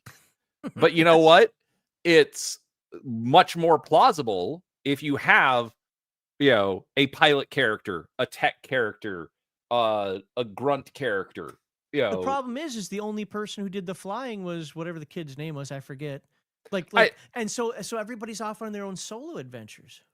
No. I just use that as an example because, again, I like the whole premise is just dumb. It's like, okay, if we're all fighter pilots, okay, great. I can go up and I can shoot down planes. And then I'm done. Might as well just play a game about going up and shooting down planes. But it's a role-playing game. You're not just going up and shooting down planes. But I think if everybody's a mech warrior, and let's just say everybody's a mech warrior in the game, does not matter the addition of the game at this point. A game master can make scenarios. Okay, the fighter jocks, the mech jocks in this case, go to the bar and pick a bar fight. Now they have to either schmooze their way out, fight their way out, whatever. Oh, there's an undercover informant down there that's informing on them that they're not paying much attention to. Now they got intel on their butt. Now they have to figure out things like OPSEC and COMSEC. My point being is you can still run an adventure with all that, even with the lower skills. Where the problem comes in is when you have one person with the skill up here and everybody else's skills are down here. No, and I get that, but I'm just saying, like, I would like, the point I was trying to get at is I don't care what the game is. If there's something like Mech Warriors or Pilots or whatever, I would run it as a troop game. That makes so much more sense. Absolutely. Yeah, you can still do the Mech Warriors in a bar, and then they find out blah blah blah piece of information, and then they pass it to G2, Intel. They pass it to Intel, and now you play the Intel characters who have an assignment to go do something. Exactly. Right. Exactly. Yeah, 100% agree. 100% agree. But I was trying to piggyback on your concept of it's a product of its time, where you don't hear much about people playing troop play. What's his name? Sean, who's in kind of our circle here, AD&D first edition guy. He talked a lot about troop play. He still does it, but it is rare to find people who really do troop play nowadays when it was so common back then. Yeah, Kevin Sambita talks about running for 20 some odd, like 30 players. You got Gygax and Arneson who would run all these tables. People come in and out. You got the Bronstein weirdness. You got all these different things that people have done that famously even have their own names to them. They were that popular, right? Right. And now you've got most companies, Modifius and Free League, and dare I say even WotC and so forth, writing adventures for 4 characters instead of 6 to 8 to 10. Right. No, exactly. And that's the other thing is it's not even just, not writing adventures for characters 6, 8, and 10. Not even really like giving you options. Hey, by the way, if you've got 8 players, you should do blah, blah, blah, or, anything like that. So, it, like I said, it definitely does come down to that product of its time. And as far as, the loaning character points, I think our final answer is just going to be either, it can go amongst players, but limit your players to I would say if you're going to do players, or like where every player only has a single character, then you can swap character points between players. If you're doing troop play, then it would be better to swap points between an individual player's different characters. See, that's again where I disagree. I think that if you either way, it should be between players. Even go with what it's read. And this is, to be clear, folks, our disagreement doesn't mean that his way sucks or anything. I'm just saying that because I know how people on the internet get when they start writing comments. I think that what you do is you make those delineations. Okay, we're all going to make our Mech Warrior characters today. All right, hey, tomorrow we're going to make our aerospace characters. And when we make those, then we're going to redistribute the points between us. So maybe with the Mech Warriors, we do 150, 150, 150. But with our aerospace characters, we're going to give, who do we have in here? Bruce 180. We're going to give Flan Man 160. And you and I get 140 and 120. And then when we do our diplomatic characters, we're going to do, screw it. I want you to talk really well. You are the head of the agency, the face of the agency, and we're just the schmucks that kind of carry the paper. So you're going to get 200. I get 180, he gets 160, 60. But within that same category, that same troop. Right. That's how I see it anyway. But ultimately, I think there are like 3 people in the world who still play this game. And us talking about it. But it's fun to talk about. This is great. All right. Start us off on other characters, Max. Other characters? All right. Through the romanticized tales of popular legend have... how about if I read properly here? Though the romanticized tales of popular legend have greatly heightened the image of the self-contained solitary mech warrior as the hero of the succession wars, there are 3 other types of characters in a mech unit whose specialized skills are just as crucial to the unit's overall success. Why was that table 4x4? I'm just saying. Techs, aerospace fighter pilots, and scout spies play vital roles in the unit's campaign operations and often operate independently of mechs.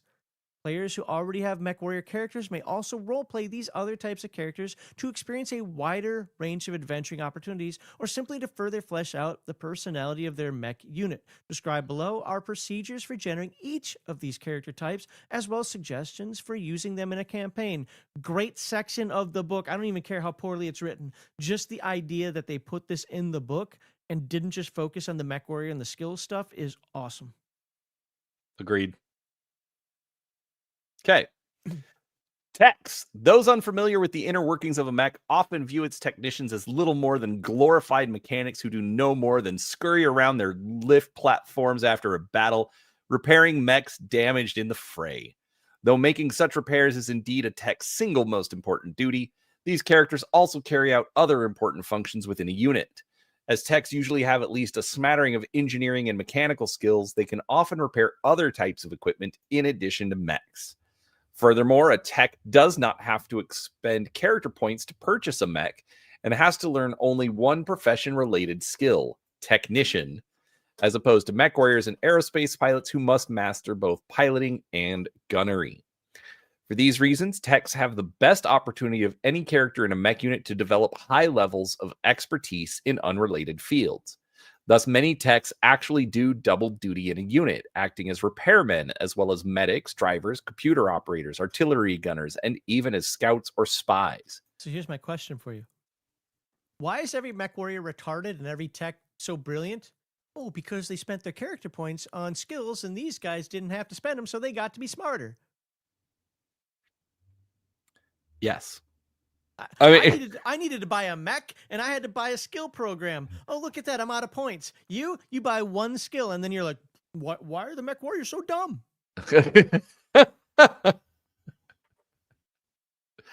I want to see those academy exams now. How do you get that letter that says, we're sorry, but you were not accepted? How do you get that? I don't know. You get like a 250 on your SAT?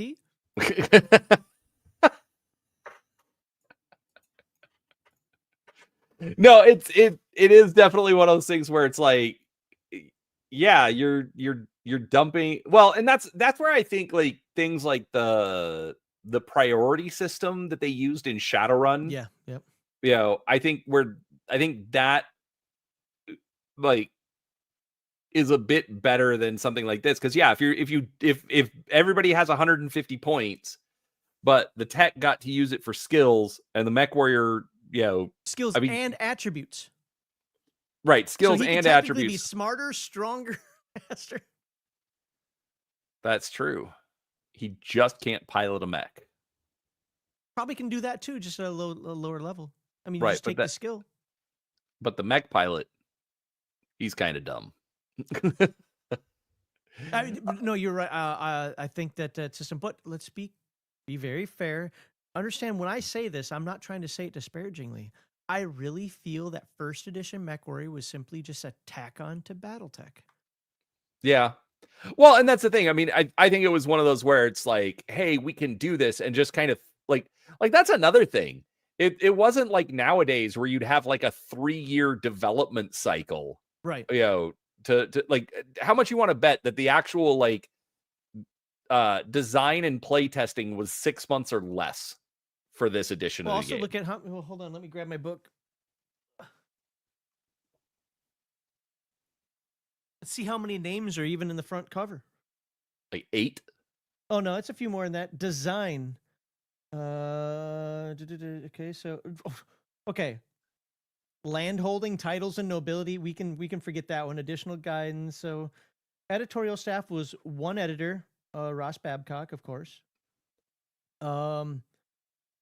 Design staff, Babcock, Stein, Weissman. Production, interior art, successor states. A lot of typesetting, layout, and pay stub. I'm not seeing a lot of people in here putting this together. 1986. So let's also remember that BattleTech 2nd edition, I think, came out in 86, didn't it? Or was it 85? Because Battle Droids was 84. Top of my head. Battle Droids was 84, and BattleTech 2nd edition, I think, was 86. Somebody can fact check me on that. So that means this came out the same year as BattleTech. Yeah, there probably wasn't a lot of time put into this. Yeah, no, and again, but that's the other thing, is that you would have all sorts of stuff that again was 6 months or less. Mm-hmm. You know, like again, how many how long do you think they actually put into Dungeons and, well, actually no, they were probably playing Dungeons and Dragons for a few years before they finally like wrote it all down. But yeah, but again, at the time, all of that stuff, 6 months, or I would bet any game made before 1990 probably had 6 months or less from the time somebody first put a word to page and the game was released. Maybe. I don't know. BattleTech 2nd edition 85. Okay. Anyways, and it's not necessarily important. I'm just using it as an example. So, because again, like you say that you've played a lot more 2nd edition. Bruce said he played a lot more 2nd edition and owns all the 2nd edition books. So that's the other thing. They got this out so that people could do it, and then spent a few years, getting feedback. What do people like? And, moving towards, 2nd edition or Mechwarrior. So yeah, this is, it's what it is, warts and all. Yeah, and we still love it. To be fair, also as a creature of its time, I don't think that that there are too many warts in here. There are some things that maybe you might want to look at and go, okay, how about this? How about Mech Warriors? We're going to give them an extra 50 points to distribute for the purposes of their mech and attributes or something like that. It's something small. Yeah. But let's be honest, if they get one of those skill packages, they get a whole ton of points right there. Yeah, that's true. The mech, if a Mech Warrior is taking even an academy package, he's getting a bonus 25% of his skill points and skills for the cost of 100. That's university. Well, okay. Well, academy gets 150 for what? For cost of 75. 75 or 110 points of skill, whatever it was, for the cost of 75. Yeah. Right. So he's getting about a 30% discount. But yeah, and that again. So yes, he does get some bonus. Is it annoying? Sure, but so what? It is what it is. The best feature of the first edition was the intro you read last video. I swear up and down, I mean, it might be different today, but I know in the 90s, when I ever talked BattleTech to folks, I always said, get that dropship and jump ships book. I had a chance to sell that book for over $400 back in the early 2000s, before PDFs and all this stuff, and they just reprinted it. I had a chance to sell that book, and I was like, no, I like that book too much. But original Dropships and Jump Ships book, to me, has the absolute most fantastic, concise history of BattleTech written. Again, I'm a 3025 purist, so I don't need all that jihad shit in there, and so jihad stuff and whatnot in there. So it's perfect for me, and it's perfect for saying, hey, you want to kind of know what the history, what's going on here? Just read this little excerpt. Yeah, I haven't read Dropships and Jump Ships, but for this purposes, I'm going to agree with Bruce. I love the intro on that. Yeah, on that one. This one was really good too. So, all right. Techs also tend to have the highest general technological know-how in the unit. Consequently, when a mech unit seizes possession of a production facility or Star League storehouse, its techs normally conduct the exploratory investigation of the facility and are the ones who have to combat and defeat any security systems or survivors present within. Techs receive the standard 150 character points to create their character. To qualify as a tech, a character must have a minimum dex of 4. A dex of 4 for a tech. That sounds fun. I mean, those bolts are big, man. Mechs, That's fair. That's fair. And a minimum learning of 7. When purchasing skills, techs automatically receive 1 level of technician and 1 level of either mechanical or engineering skill at no character point cost. Techs who meet normal requirements may purchase either the academy or university packages described in creating Mechwarrior characters. Really? Which... So they can...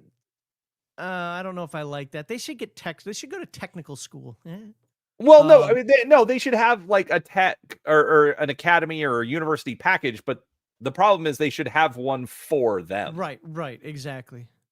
So absolutely, right now, looking at this, if I were to run Mechwarrior First Edition, I would house rule that, and I would come up with equivalent skill points worth of skills to give the tech, but it'd be in more technical oriented areas. Right. And that artillery or whatever else it said, that was a computer operations. I can see it on the bottom. Driver, computer operation, artillery gunner. Yeah. Swap out like medic. 3 of the skills and call it good. Cause like that's the other thing, notice, and you'll get to this here in a second, but aerospace pilots have their own package. Anyways, tell us about aerospace pilots, Max. I will tell you about the aerojocks. Aerospace fighter pilots. Oh, do I have to put on my my shades and start singing Danger Zone? I mean, if you weren't already. Ooh, aerospace fighter pilots play a crucial role in assisting and evading mech units' safe entry onto a world, protecting its dropships and mechs from attack by planetary systems' own aerospace fighter defenses. Once safely on the surface of the planet, aerospace fighters continue to carry out a variety of important missions, including reconnaissance flights, strafing bombing attacks on enemy fortifications and outposts, and even the provision of air support during the initial phases of mech engagement. Aerospace pilots usually spend most of their initial character points purchasing high aerospace piloting and gunnery skill levels because their target numbers are too higher than everybody else's. Most pilots also try to achieve a fair level of competence in engineering, because there will be times when a pilot must function as his own tech for short periods. Most aerospace personnel also spend a few character points on non-aerospace related skills, but they're the mechs. Oh, we're okay. Sorry, I messed up there. Most aerospace personnel also spend a few character points for non-aerospace related skills, but they are the mech units members most likely to feel like a fish out of water away from their aircraft. Aerospace pilots receive the standard 150 character points for initial character generation. To qualify, a character must have a minimum dex and learn of 6. When purchasing skills, aerospace pilots receive 1 level aerospace piloting and aerospace gunnery at no character point cost. Aerospace pilots may not purchase academy training package. Wow, blackballed from the academy. They may qualify to attempt to obtain a university training, but will enroll in the engineering rather than military sciences program if accepted. Nah, you fly jets. You're not really in the military. Okay, as somebody who is in the Air Force and has worked for the Air Force for over 20 years, I would feel offended if I didn't actually say, yeah, it's true, we're not the military. It's called the Chair Force for a reason. I'm a PowerPoint Ranger, man. I want to be a chairborne Ranger. The engineering curriculum costs the same 100 character points as the military science packages and provides the following training. Oh, piloting aerospace, gunnery aerospace. That sounds like it could be military to me, but I don't know. Just call me crazy. It has the word gun in it, but whatever. Engineering level 3, technician level 2, computer level 2. See, that's the thing, is all the mech pilots were too stupid to learn computers and engineering. Mechanical level 1, tactics level 1, and for some odd reason, jump ship piloting and navigation level 1. Dude, I'm sorry. This right here is actually super annoying because of the fact that they didn't also have it right here. Yeah, I agree. Well, remember, it said use the Mechwarrior one, which doesn't make any dang sense. It doesn't, and that's why I'm annoyed. Yeah, because I would make my own, 100%. This is absolutely great for aerospace pilots. Love it. I have a myth about the jump ship stuff because, I don't know, just jump ship and drop ship piloting is not the same as piloting an aerospace fighter. And throughout all of Mechwarrior lore, those were different people. Your jump ship pilot didn't just hop, well, let me strap myself in my aerospace fighter and go do something. Your jump ship pilot was a different breed. No, but also don't forget that in Battletech, aerospace fighters, while yes, they can be used in atmosphere, technically are being used in, in space. So, you're going to have a lot of that zero G, piloting type stuff that Yeah, but I would. guess maybe I'm wrong about this, but I don't see jump ship navigation as the zero G. I see that as plotting from Epsilon Eridani to Tau Ceti. And aerospace fighters wouldn't be taught that. I get there's only 4 classes in the game. I completely understand that. I think, kind of you were talking about an either or above. I think it should be an either or here. Piloting aerospace or piloting jump ship.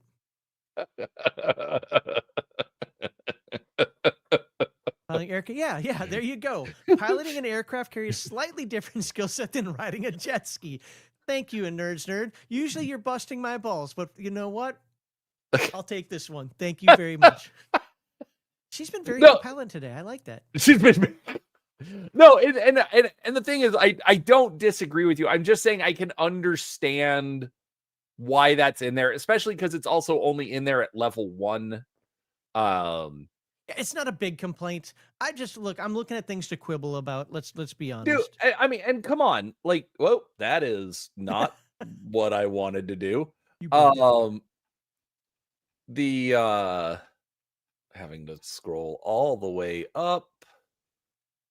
You just want to look at her again. Yeah, look at that. It's the hair, man. It's the hair. But again, looking at the university package for the Mechwarrior, piloting mech, piloting aerospace. Yeah, but you said before that you think that should be an either or. I agree with you on that. I think that should be an either or. Yeah, no, I know, but I'm just saying both of them have horrible lists. Like, it's mostly there, and then a few things that you're like, really? Anyways. Fair enough. Purchasing aerospace fighters. We got to figure out how to get one of these dumb things, right? Yes. All right. To determine the tonnage of the aerospace fighter they will pilot at the start of the adventures, all beginning players roll 2d6 and consult the fighter assignment table below. Okay, I got boxcars last time. What do I get this time? Oh, I got a 4. Although smaller fighters have the advantage of speed and maneuverability, they're disadvantaged by much lighter firepower and protection. Did you just copy and paste that from the previous paragraph? Consequently, players may decide to spend character points to improve their chances of getting a larger, more powerful fighter. Every 20 character points a character spends, he may add 1 to his die roll up to a maximum of 8. So it means you can spend 160 points. But note, the player must spend these points before, in all capital letters, making the die roll. Players have the option of increasing. Starship Troopers, positive shell, and the Master. Yeah. I don't know enough about Starship Trooper lore. I'm not saying it's impossible. I'm saying that as a starting character coming out of the gate, jump ship pilots are a different breed, though, just the way Battletech writes them up, than dropship pilots and air jocks. I think they started this in 2nd edition. I don't think it's here.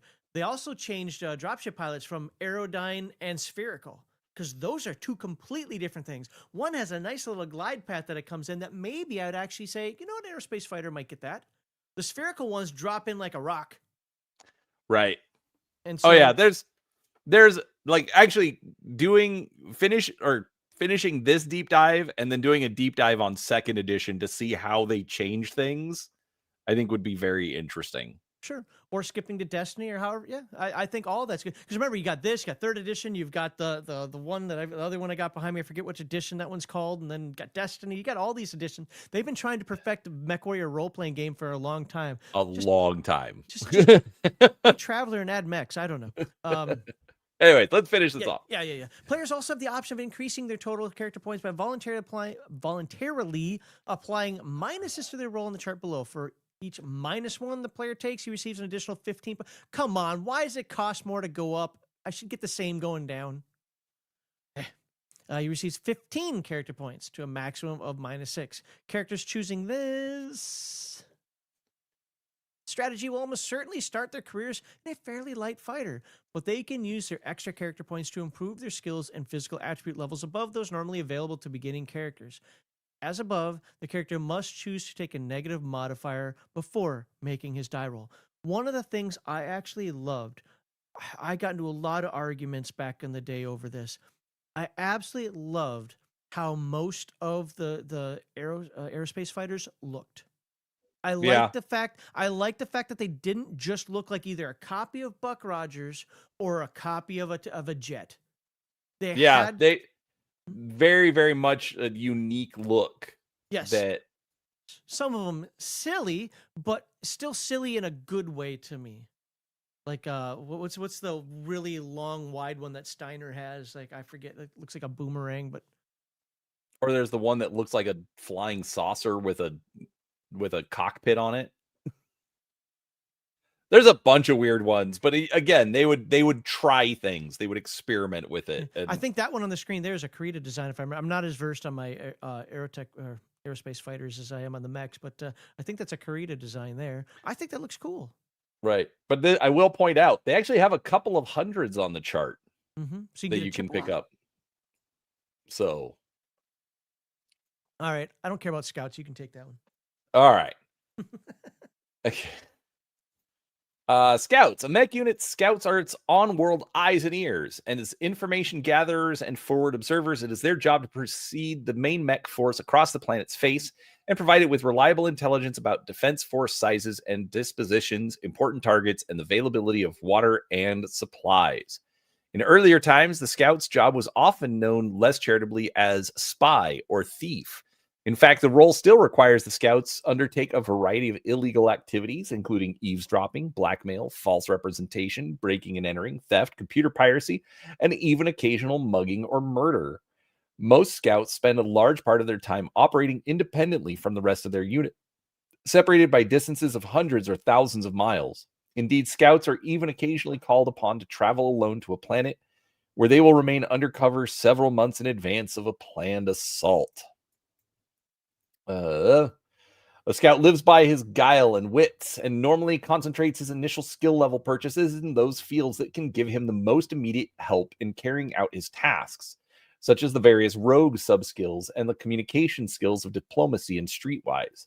Most scouts will also want at least rudimentary driver and some kind of personal weapon skills. However, a player creating a scout must trade off the value of purchasing such skills against the benefits of purchasing personal contacts or vehicles. Of all the alternate player character classes, scouts are the most likely to feel constrained by the 150 character point limit on initial character creation purchases. To qualify as a scout, a player must have a minimum learn of 5 and a minimum charisma of 6. When purchasing skill levels, a scout automatically receives 1 level of rogue and 1 level of either diplomacy or streetwise at no character point cost. A scout may purchase neither the academy or university packages. Interesting. Instead of purchasing mechs, scouts have the option of purchasing land-based vehicles for their personal use. During initial character generation, a scout may outfit himself with either a jeep, light truck or van, or skimmer. I can't believe by the 31st century somebody hasn't come up with Rogue University. With the Rogue U. Like, come on now. He was in the last class. They shut it down after that. Lack of interest. lack of acknowledgement. What? Right. Rogue U doesn't exist. Yeah, the alumni program was really crap.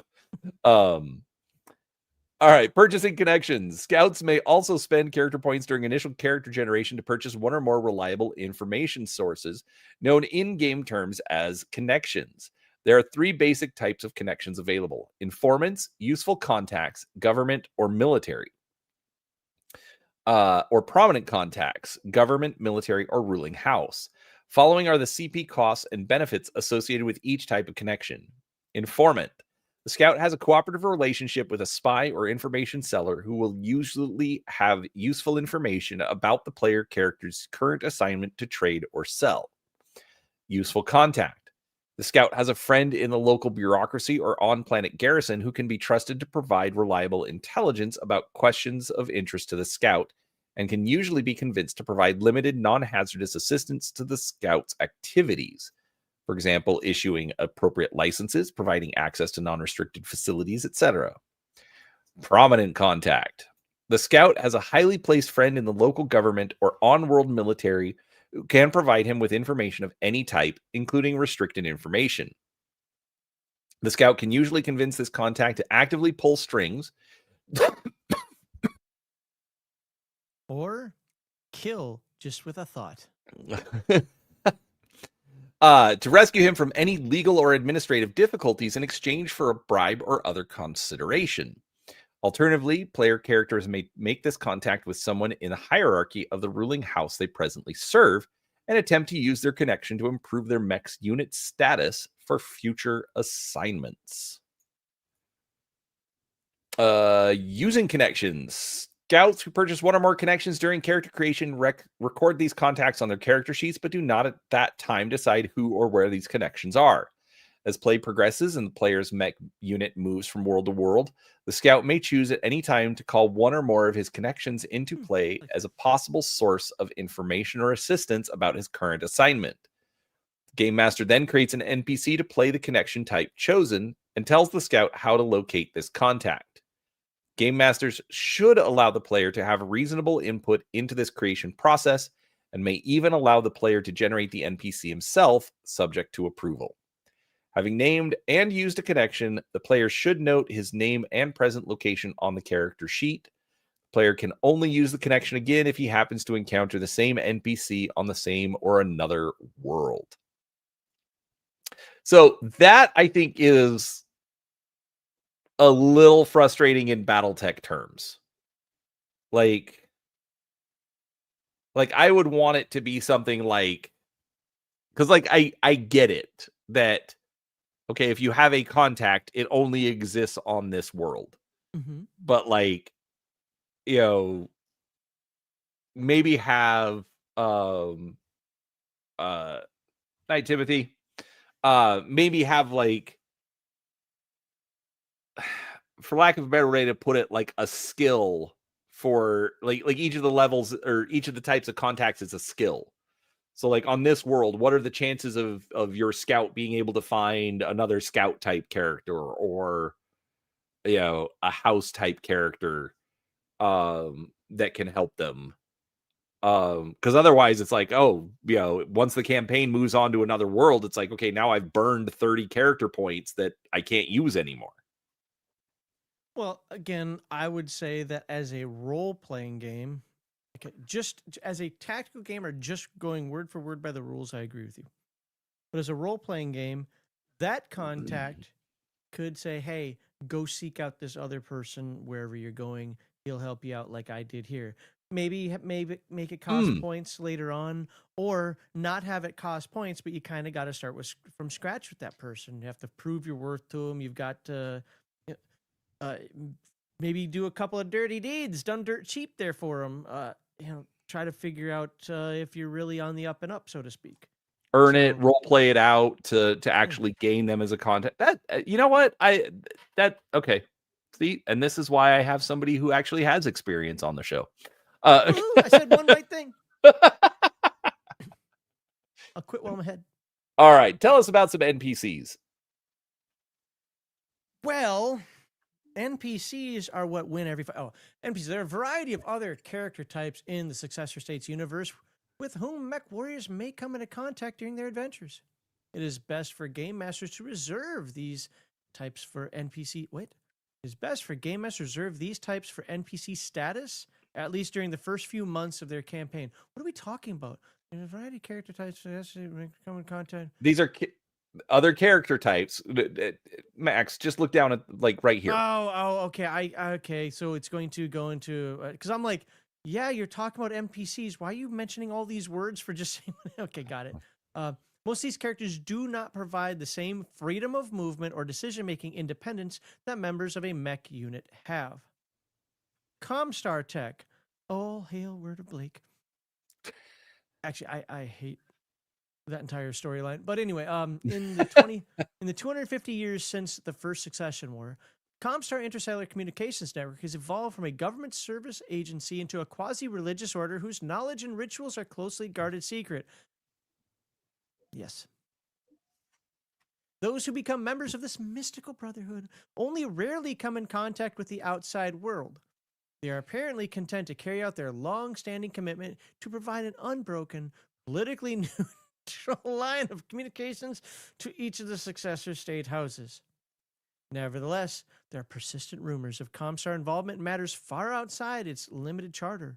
Rumors, for example, of salvage missions to abandoned planets of the interior, secret researches into weapon and experimental technologies commonly thought to be lost forever in the ravages of war, and surreptitious contacts with periphery worlds. Though most though most high-ranking House officials will bend over backward to answer the rare Comstar call for assistance, a small minority that some say includes Katrina Steiner, suspects that Comstar's ritualistic shroud is a smokescreen shielding a deeper, dark purpose. Ooh.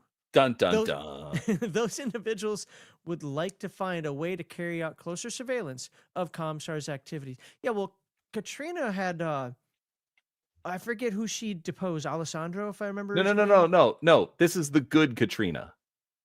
3025. I know, yeah, the good Katrina. She had Alessandro. She ousted Alessandro.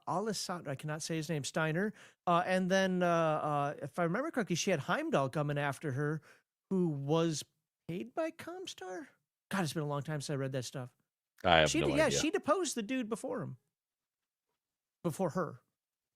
Katrina Steiner, the B word Katrina Steiner, Catherine Steiner. I'd never give her the name Katrina. Yeah, she was a whole different other individual, and the way she went out was, haha.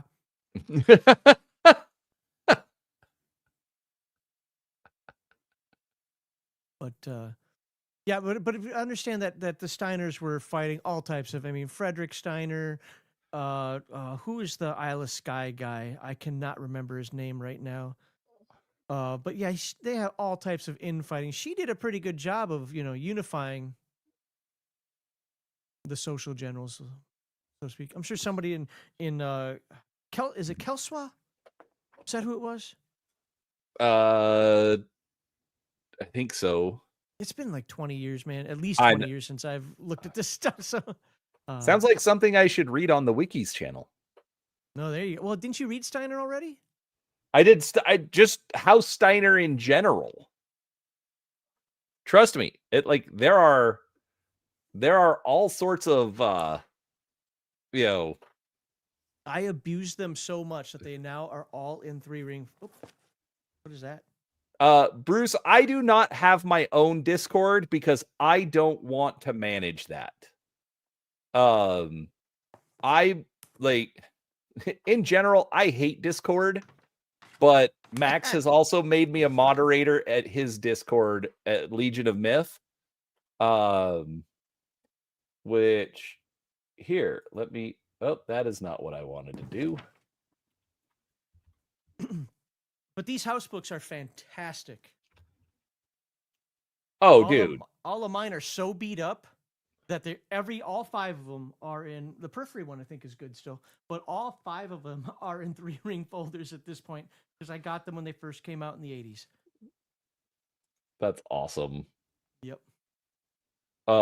Did you see my recruiting poster? Yeah. Comes a time of a searching of the soul, a fulfillment of destiny. Go see your Capellan recruiter today. That is a link to the Legion of Myth Discord. You can kind of find me over there. I don't say a whole lot. I mostly just watch for weirdos. He puts hearts all over the place. I do. I do. All right. Come on the Discord. Talk some Battletech. By the way, one of my high school friends, I'm 52 years old. One of my high school friends is on there, and he talks Battletech on occasion. So he actually plays like every week or two or something like that. So there are a couple Battletech folks there. There's a whole channel for it. Yeah. So, anyhow, all right. Where are we? Oh, Comcast. Did I get through that entire thing? Characters who become... oh, no, I didn't. I think you might have a sentence. Characters who become Comstar techs are the only people within the successor states who can normally attain knowledge and communication technologies, a skill not available during normal character creation. Ooh, super secret. They're also the only ones who know how to accurately operate and repair hyperpulse generators and other relay station equipment.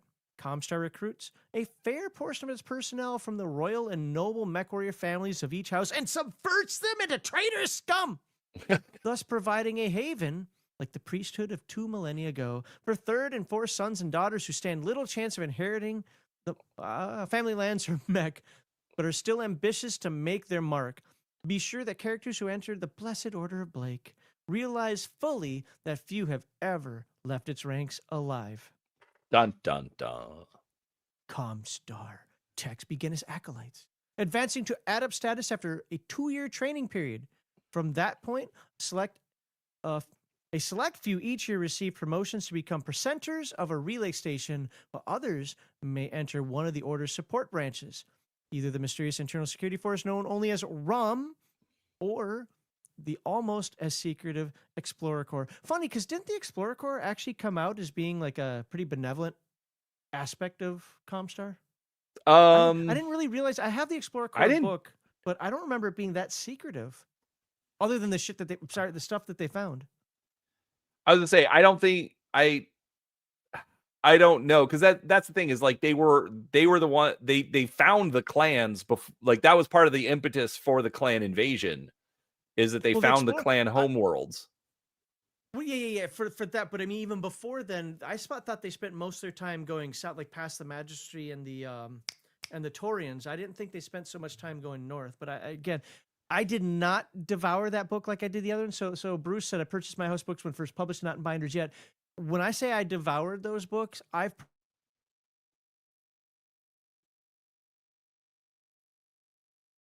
Max, I can't hear you. Can you hear me?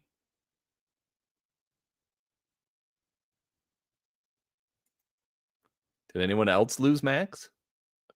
Oh, wait. Why are you... Your mic's muted. Your mic is not connected. Now try talking. Test 1, 2. Can you hear me? Yep. There you are. That was a weird browser glitch. At the same time, my cats were fighting. So they like to fight near my computer. Clearly. And my wife's got the door closed right now, so she can't hear. When he starts getting like this, he tries to eat the little cat. Anyway, I forget what I was saying, to be honest with you, but long story short, I devoured those books. I had to have read them at least 10 times each, the 5 house books. And the Capellan book, I probably read like 20, 25 times throughout the 80s and 90s. So, he's been saying, yeah, right? Because I was saying that the Explorer Corps wasn't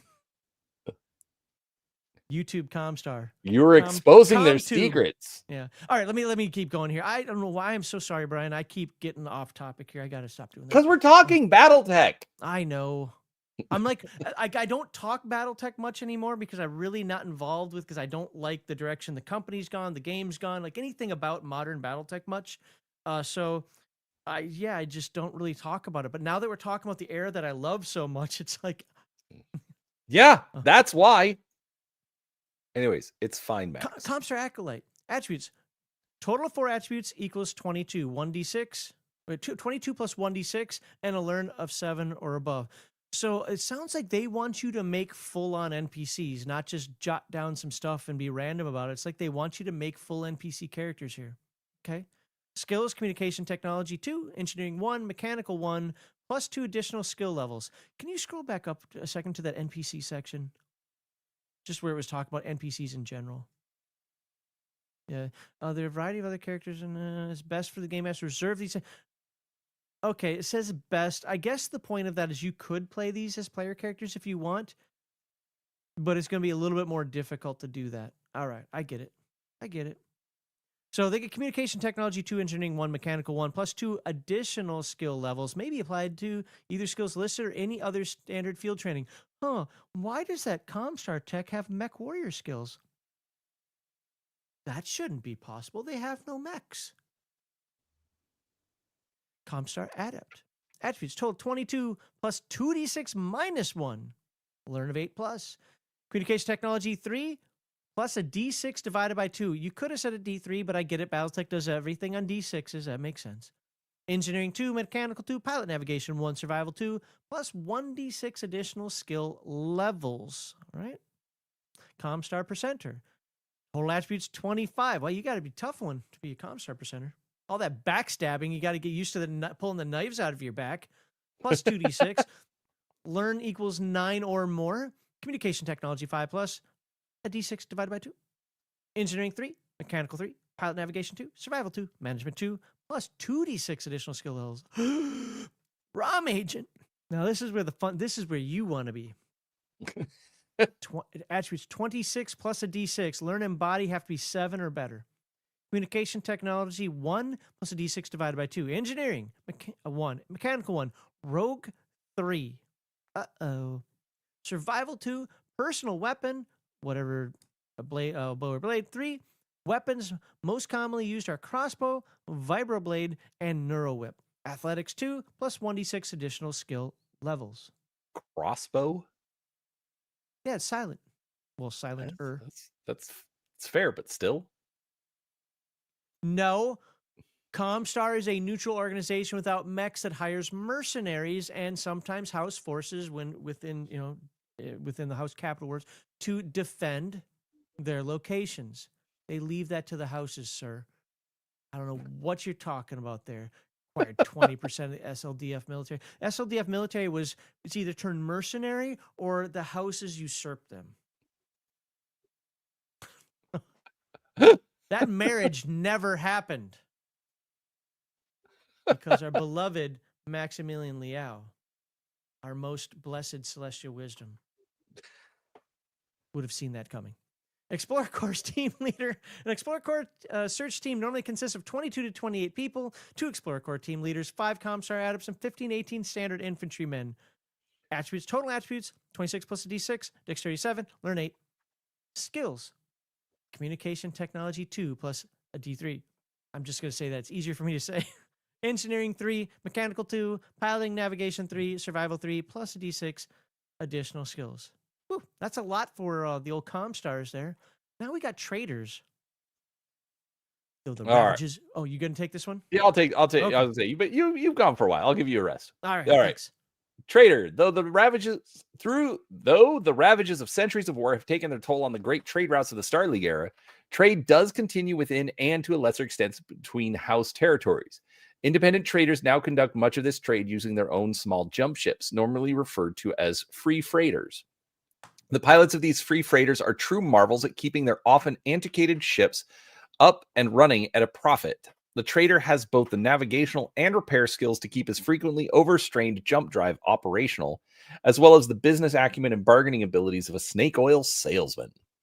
The combination of these talents usually makes for an interesting and engaging individual whose prodigious ego and confidence is frequently matched by a cockeyed charm and wit that makes it impossible to dislike him. Unfortunately, many planetary authorities appear immune to the trader's charms. They may become the bane of his existence, insisting that he follow nitpicking little rules like paying tariffs, obeying quarantine restrictions, and other similar obstacles in the way of his profits.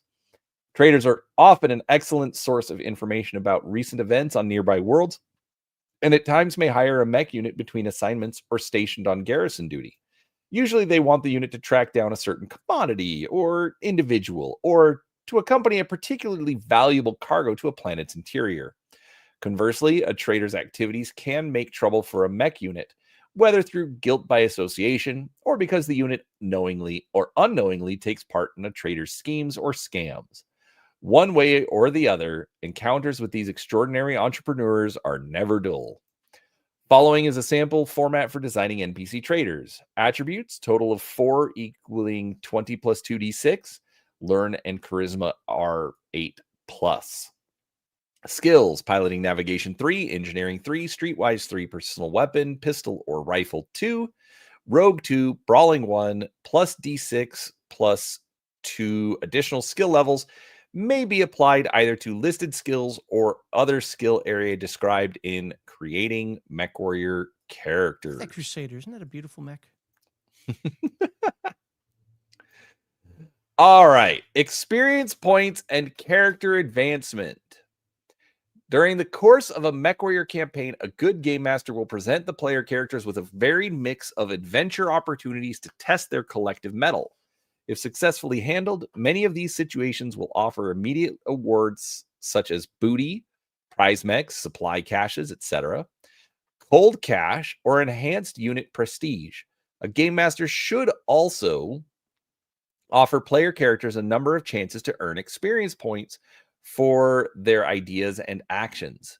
Through earning XP, characters may improve their physical attributes and personal skills, increase their general experience level, and improve their chances of survival in difficult situations. Following are guidelines for calculating XP and rules for how players may spend earned XP. Acquiring experience. Player characters in Mechwarrior earn XP for any of the following 4 basic types of game activity. Successful skill or saving rolls. Successful participation in combat situations. Successful completion of individual or mech unit assignments. Successful encounters with NPCs or creatures. A player character earns XP each time he makes a successful non-combat die roll against one of his skills or a saving roll against a physical attribute. The amount of XP awarded for a successful roll of either type depends on the difficulty of the attempted roll, as shown on the following table. I always found that to be weird. I never got to play with it, but I always found that to be weird. Just because my roll was higher, I got more experience points? Well, no. It depends on the difficulty of the attempted roll. Well, yeah. So if the difficulty is 5 or less and I roll a 10, it doesn't matter. I'm only going to get 1 experience. I get it. I said that wrong, but I was just because the roll I need to succeed is higher, it gives me more experience points. I don't know. I find that weird. You do something hard, so you learn more.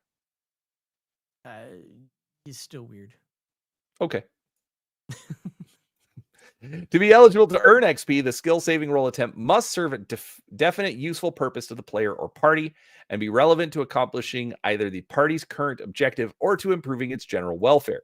For example, the game master would not allow XP for stealth rolls made in order to move silently around one's own bedroom, for using mechanical ability to repair items that will never be used by the character or group, or for making dex rolls to jump from rooftop to rooftop just for the fun of it. Game masters may also place an upper limit on the number of XP a character can receive during a single encounter using any one skill or attribute. As an extreme example, a tech who receives a temporary assignment to a repair depot behind friendly lines might be called upon to make 50 to 100 skill rolls against his technician abilities in any given day.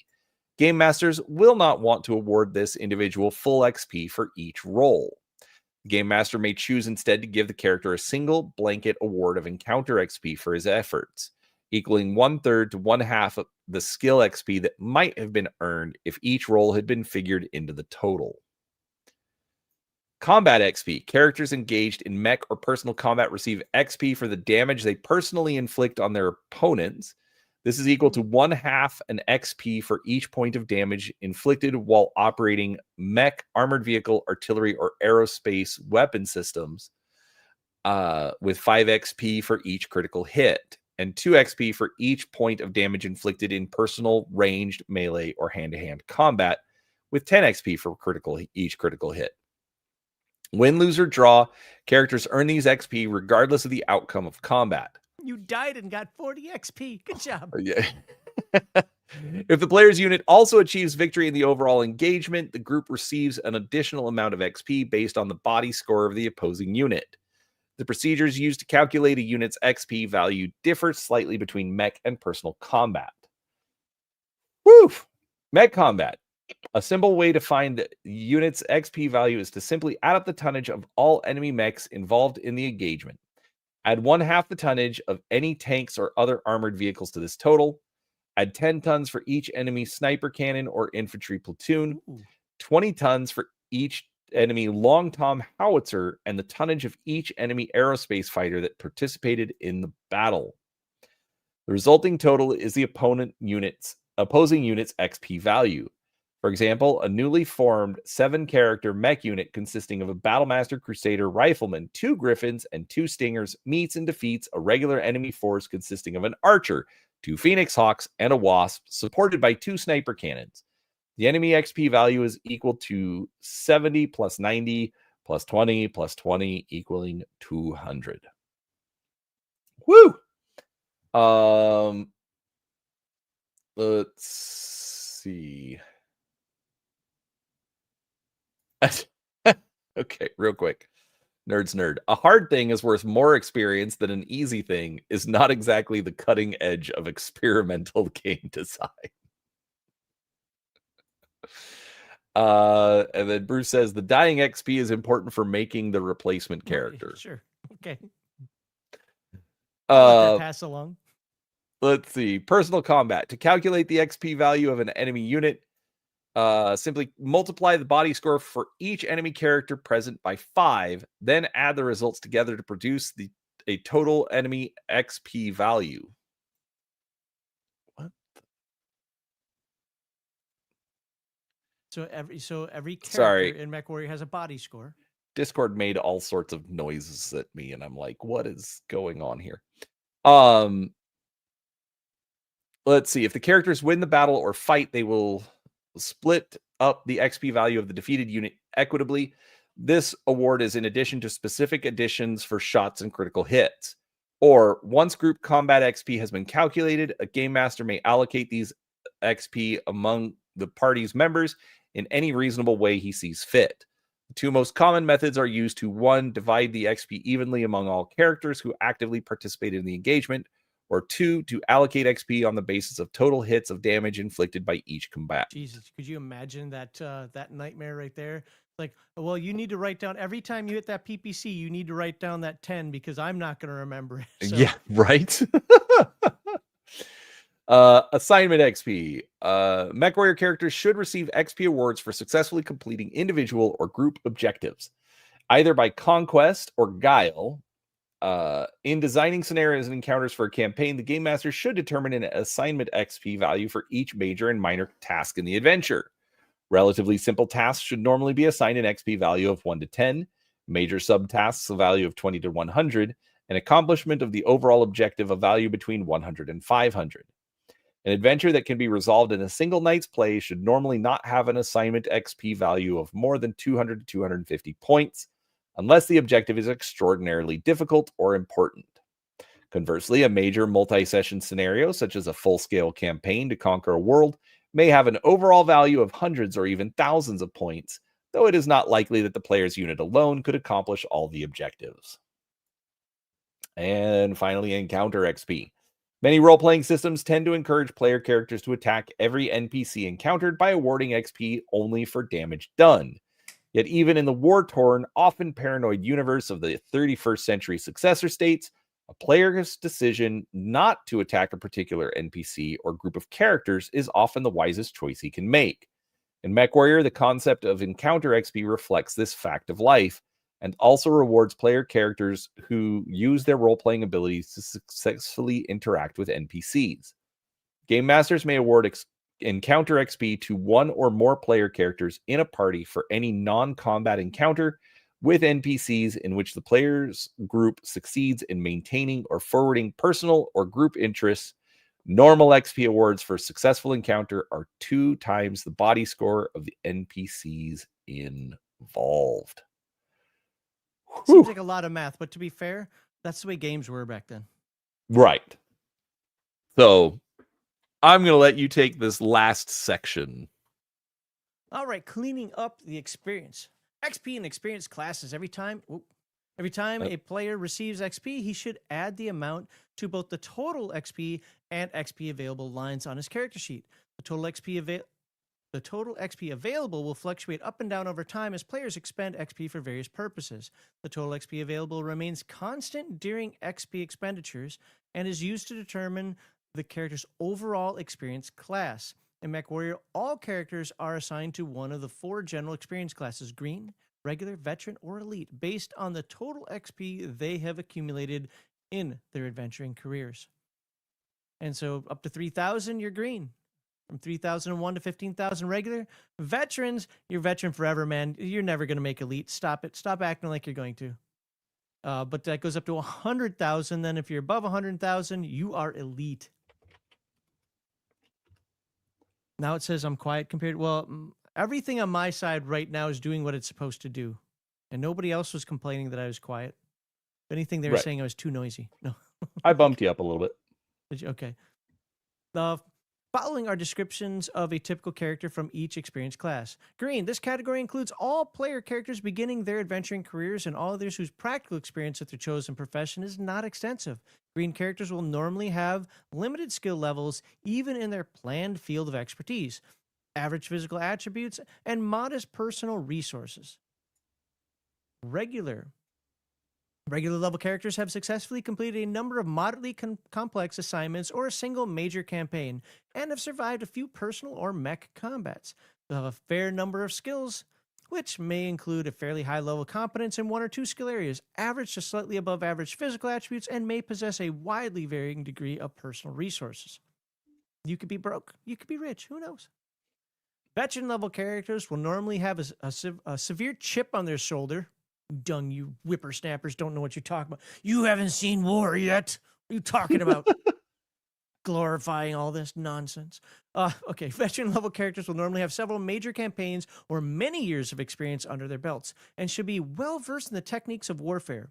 Veterans are usually highly skilled in the fields most closely related to their character class and moderately skilled in several other areas. They possess above average physical attributes and will often have earned titles and land in addition to a comfortable level of personal wealth. Though a single stroke of bad fortune could wipe out most of them. And this goes back to the whole feudal thing. Remember, getting land is an amazing thing. You want that. You want all the lands. Elite characters are the creme de la creme of the Mechwarrior universe, the best and brightest the 31st century has to offer. Elite characters have usually experienced and endured every kind of challenge and danger their profession offers and have played major leadership roles in one or more successful campaigns. The Successor State Warlords, I'm sorry, but Successor State Beautiful House Lord, MaxLiao, usually respects... over the top of this page is that these elite highly, and their assignments reflect that esteem. Often, elite characters will have attained the maximum possible skill level in at least one skill area and are highly skilled in several others. These elite characters have well above average physical attributes, as well as considerable personal or family fortunes. Whenever a character advances to a higher experience level, he automatically receives the following benefits: a 1-point increase in any skill or single physical attribute. Oh, you get stronger, tougher, smarter, faster. 1 skill level increase in each of 2 skill areas. Characters attained elite status. Oh my God, I cannot talk. Continues to receive the same bonuses every time he accumulates an additional 100,000 XP. Okay. Don't abuse your experience points. Players who have accumulated a sufficient number of experience points may use these at any time, either to improve their character's general abilities by converting by converting experience points into character points to purchase additional skill levels, increase physical attributes, or other benefits. Notice that you can do this. You can convert XP to character points, and when you increase a rating, you also get a couple of automatics. Player characters may at any where am I? Or improve the character's immediate chance of survival in a difficult situation. The latter is accomplished by spending experience points to influence die roll results involving the character, his friends, or foes. A description of these procedures follows, and holy crap, I now know where I got that from. I've been looking for years in my Earth Dawn books to try to figure out where the hell I came up with the idea, because it kind of talks loosely about it, doesn't talk directly about it. One of the things I allow in my Earth Dawn games, is characters using their legend points to influence roles. And somebody had me look it up, tell me the rule isn't there, nobody ever said that, blah, blah, blah, blah, blah. And I couldn't find it. And I was just like, well, I know I've been doing it since first edition. I know it existed somewhere. Holy crap, this has got to be where I got it from. That's awesome. Okay. No, dude, I just had an epiphany. I can die a happy man now. If I have a heart attack, I'll do it with a smile on my face. We'll let Noro know. She didn't hear the cats fighting. She's not going to hear that. Player characters may at any time convert XP from the experience points available line, so XPA line, to the character sheet into character points. The conversion rate is 10 experience points to 1 character point. Subtract all experience points converted from the character's total available experience points. If this, we'll get to something in a moment that will help out with that. If the way I'm saying this sounds clear as mud, we'll get to that in a moment. Character points acquired in this manner may be used to purchase any one or more of the following benefits: increase in physical attributes, higher skill levels, purchase of personal contacts. Oh, there's the rogue. There's another way to get contacts right up there. Personal contacts. Or purchase of personal titles. Increasing physical attributes. Players wishing to increase any of the physical attributes may do so at the following costs. Learn is, oh, look at that. It's the highest one. Body and charisma, and dex being in the middle. You can see the chart there. I'm not going to read off every single number. But just so you know, those are cumulative. So if you've purchased, so if you want to go from 1 to 6 in learn, that's 100, 300, 700, 1300, 2100, and that'd be 3100 experience points you would need just to do that. Yeah, but we're also talking. No, 3,100 character points. Character points. Yeah. So that'd be 10 times more. So it'd be 30,000 experience points. Yeah. Yes, Earth Dawn is my favorite game ever. Even though we covered Palladium more than anything else, Earth Dawn, the system, it's more a system than the world. But we're talking BattleTech now, because I will so get sidetracked with with Earth Dawn. When using the increasing physical attributes table, remember that the noted cost is for each individual increase above his initial generated rating. I guess I didn't have to say what I said a moment ago. For example, a character with a body attribute rating of 6 wishes to raise his score to 10. He would have to pay 60 character points to raise to 7. Then no matter when he did it, increase from 7 to 8 would cost 120. You get this. We talked about it before. Unless Brian really wants me to finish this paragraph. That's fine. Okay. What do we got next? Increasing skill levels. This will happen more often. Players wishing to upgrade their skill level in any skill area, including fields they have not previously learned, may do so at the following character point costs. And you can see 50, 75, 125, yada, yada. And of course, they're cumulative, so you have to add them all together wherever you are. Players will note that it is considerably more expensive to purchase skills after initial character generation, especially skills at lower level. This reflects how much more difficult it is for a character to devote the intensive study time needed to learn a skill after he's begun his adventuring career. In fact, you know what I'm surprised about? If you go back up to that chart, or table, I keep calling tables charts. I'm surprised that level 1 doesn't cost more, because a lot of, especially from Faster, but a lot of games I know actually would have like level 1 cost 100, then level 2 75, and then 125, whatever, because that initial learning always takes the most time and effort. Right, but they did that in this game. Not here, though. Yes. Well, not here in this one, but on the initial purchase they did that. Right, but not here. That's yeah. But I think the numbers are lower. I'm not gonna try and find the page, but because that's the thing, is they're saying, hey, keep in mind, or right here, players will note that it is considerably more expensive to purchase skills after initial character generation. So it has the high initial purchase, lower level 2, and then higher level 3, but the numbers are significantly lower anyways. So okay. Purchasing general contact or personal contacts. Why can't I speak English? I see the word and I'm saying whatever the hell I want. I've been a disaster the last couple days too. I do what I want. So player characters from any character class can spend character points to obtain influential personal contacts. The cost for acquiring different types of contacts are described above under Scouts. Scouts may purchase additional contacts, 5 character points for an informant, 15 character points for a useful contact. So an informant isn't useful? Actually, these costs are exactly the same. I don't feel as bad about it now, because so it's 50 experience points, or 150 experience points, or 300 experience points, which, based off of everything they were saying, that's throwaway money at this point. Almost. And 30 character points or 300 experience points for a prominent contact. Other character classes must pay double the listed cost. So that's only scouts that get that cost. Everybody else has to pay twice as much. Yeah. Does that make Totally sense? fine with that. Yeah, give credit to that class, right? Purchasing personal titles. Player characters whose units did not purchase land grants or titles for their members during group character generation may purchase a noble title for themselves at the following cost. I'm going to spend 1,000 character points. That's 10,000 experience points to become a knight. Or 30,000 experience points, 3,000 character points, to become a baron. What does that do for me? I don't know. Higher titles are usually only granted by house rulers and then only to elite characters. All right. Okay. I was gonna say, if you want me to take this next one, Go XP expenditure during play. Players who have role-played a particular Mechwarrior for any length of time are likely to develop a significant attachment to that character and a strong vested interest in keeping him alive and prosperous, which is why he's going to die in the next scenario. Right? Right, because you want him to stay alive, right? To increase a character's chances of continued survival, players may improve their chances for success at any given endeavor, or to reduce their foes' chances of success by spending XP to influence combat skill or saving roll results. Whether characters call it a stroke of luck, a triumph of strategy, or divine intervention, adjustments to die rolls can often make the difference between life or death.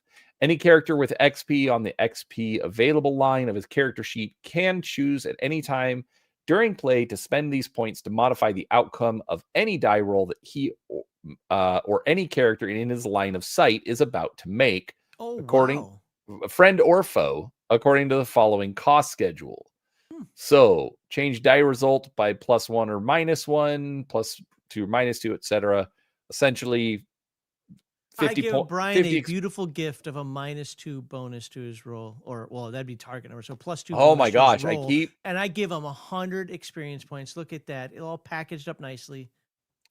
No, you want to give a +2 because it's the actual die roll. I corrected that. I corrected it afterward. I'm used to pluses in BattleTech being bad. So. I know. There's a whole lot of here that is conflicting. The character must declare his decision to spend or not to spend XP on a die roll modifier before making the die roll. Die roll target modifiers affect only single die rolls made by the affected character during the game turn combat round in progress. Game Master's note: as most player characters will normally keep some XP in reserve to purchase die roll target modifiers in tight situations, it is reasonable to assume that many of the player's foes, particularly crack house or mercenary units like the Fox's Teeth or the Black Widow Company, will also have XP available for such purposes. The Game Master should avoid letting green players use XP to accomplish tasks not in keeping with their limited experience and skill.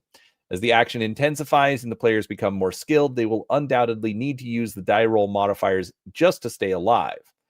However, I don't know if you want to waste the points, your early character experience points to do that. I don't see why not. Correct. Yeah, no, but I think this is more GM advice as opposed to like hard and fast rule. Oh, right, so, right. Yeah, I get that. Game Masters can use the table below to calculate a rough estimate of the XP that a given NPC or mech unit should have available to it. As a general rule, NPCs will not normally spend more than 1/2 their available XP in any given combat round unless their situation is truly life or death. Whew! We made it. We could have covered that in a half hour, but it only took us 3 hours. 2.5 hours. Which is why I stealth-edited the thumbnail for this video while we were talking, because we're going to talk about mech units next week. Okay, yeah. I mean, it's almost 8 o'clock for me, which... It's almost 10 o'clock for me. I mean, but you don't have to work tonight. But I do want to read a little... Can I read a little excerpt here? Sure. Of the most horrific tale told in the Inner Sphere. Okay, do I need to go to a particular page? No, I'll read it right here. You won't be able to get it out of that book. Oh, okay. Melissa lifted a small piece of the cake towards Hans. Husband, in honor of our marriage, in addition to this cake, I give you a regiment of battle mechs and the means to support them in perpetuity. Though her eyes glinted mischievously, Melissa fed the piece of cake to Hans gently. Hans smiled when he was done, every bit of him exuding the wily confidence that had earned him the nickname the Fox. His clear voice filled the hall with happy sounds, but filled Justin with uneasy terror. Something is wrong. Hans, what are you doing? I thank you for the gift, beloved, began the Prince of the Federated Suns. He lifted a piece of cake in his right hand. Wife, in honor of our marriage, in addition to this morsel, I give you a vast prize. He slipped the doily from his dessert plate and held the dish aloft in his one hand for all to see. Here, my love, he said, looking at Melissa with laughing eyes and triumphant expression, I give you the Capellan Confederation. Best present ever. That's where Battletech ended. That's where Battletech ended.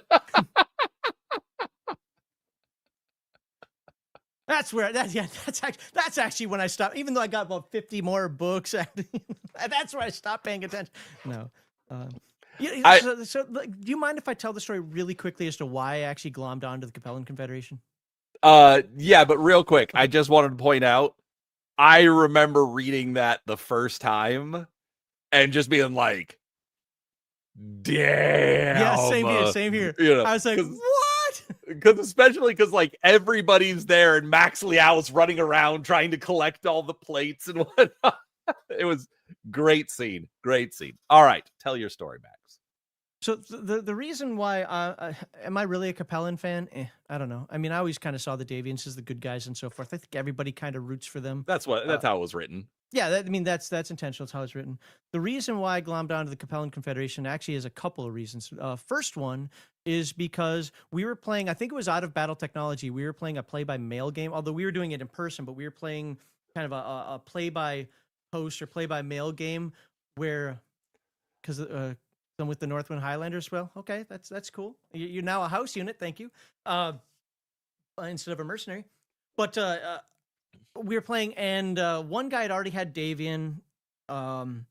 Basically, what was left was Merrick and Liao to me, and I didn't really follow the lore at this point. I just kind of like putting little mechs out there. I hadn't dove into much lore of any game ever, and at this point, Satanic Panic was going on. I wasn't allowed to play a lot of crap, yada yada, right? So I just didn't know that. I was like, whatever. I said, I said, who are these guys? Well, over here you have it's Space Chaos. It's all, we didn't say Yugoslavia at that time, but that's what, what I kind of, it's Yugoslavia. I got it. It's all weird. And I was like, well, who's the little green guy? Oh, you don't want to be them? Why not? Well, dude, they're the bad guys. Everybody, they can't do anything right. They're so horrible. And the way the guy was selling it to me, and I'm thinking, I beat all you fools. With the exception of Von Zark, who's on my Discord, I beat all you fools quite consistently. Like in Battletech when we play, because I have a very particular style of playing that frustrates the crap out of people. So I'm like, I'm not afraid. I'll do this. I said, I'll be the little green guy. Well, then I started reading it because I wanted to know more about what I was playing. Dude, they were Soviets. Well, I was taking a Russian in school. Я говорю по-русски. Not much anymore, but I was taking Russian in school. I'm like, Maskarovka? Like, yes, this is awesome. I'm like, I'm in. I'm going to do this. And so, yeah, I was kind of disappointed when they changed the Capellans to being more Chinese, although it did kind of make sense. But I love that Sino-Soviet thing, again, from that era, from my life in that era. And I just, okay, I'll be there. And no matter where I went online, people would have the name Hans Davian somewhere, or what the hell was it, Victor Davian, or so. Nobody ever has MaxLiao. If you go to any forum, anything, right, I can get the MaxLiao handle. I had it in the Mechwarrior Online. I had it in World of Tanks. I've had it everywhere I've gone. Nobody takes that one. Right. So it stuck with me. And for many, many years, I thought about getting rid of it because that was my BBS handle. Yeah, BBS. That was just what I used everywhere. I actually thought about getting rid of it for Mechwarrior Online. But my friend's like, dude, that's how everybody knows you. Nobody would know you as anything else. Just keep it. Okay, so I did. But yeah, that's kind of my quick story. It was based on that. I had the guy that playing Davian. I annexed his Capellan March.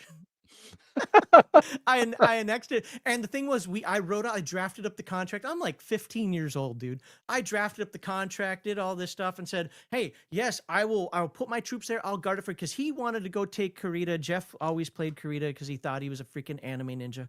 Um, so. So he was like, I want to go after Jeff. And I'm like, cool, just let me annex the Capellan March and we'll write up the contract. So I annexed it. He didn't know what the word annex meant. So when I annexed it, all of a sudden I'm like, yeah, and I started putting my troops there, and then I changed out his government. He's like, you can't do that. I'm like, yes, I can. I annexed it from you. What? And then he goes to the game master, and the game master's like, you can't do that. He didn't know what the word meant. Like, that's bullshit, man. I own the Capellan March. But hey, yeah, man, his lack of vocabulary is not my fault for right. him signing away title. They said I was ruining the spirit of the game and so forth. Whatever, it's no big deal. We played that. We did that for a few months, and then I didn't have much fighting to do because Von Zark was a good friend of mine, and he was Merrick, and he just wanted to be Chaos Man. And that's how he played it. He would like throw a dart at a dartboard. That's planet I'm attacking. You can't get your jump ship there. Well, I'll find a way. I'm going to do, that kind of stuff. So he's launching into Steiner, Karita, Davian, probably me at some point in there. So I didn't have to worry about him. And then Kirk was so angry about what I did with the whole Capellan March thing that he took all of his forces off of the Karita border, put them on my border, and just before he's about to invade me, Jeff attacked him from the north and basically wiped out Robinson and everything else in the not Crucis March. What's the Karita March called? I forget. The Draconis March. The Draconis March. Yeah, it is Draconis March. You're right. And then the game ended because a couple people lost interest, but that was fun. So anyway, sorry for that kind of long story there, but I do get a lot of flack for like, oh really? Why do you like the Cappies? Are you a communist? Like, no, I was taking Russian in school at the time, and I was winning with them, and it was hilarious. Well, you're but not also supposed to win. No, but that's the other thing. I mean, like looking at the like back then, yes, there were stereotypes aplenty, and nobody judged you as a person because you picked I the perfectly backstabbed like a good Capellan. no, but I did everything but clone Hans Davian and put him on the throne. Sure, in game, and nobody cared. And you went to school and you had fun and you were still friends at the end of the day. Nobody getting, like, how dare you play Capella and No, I do get some flack, but I always have, because nobody can understand why the hell would you think they're the good guys.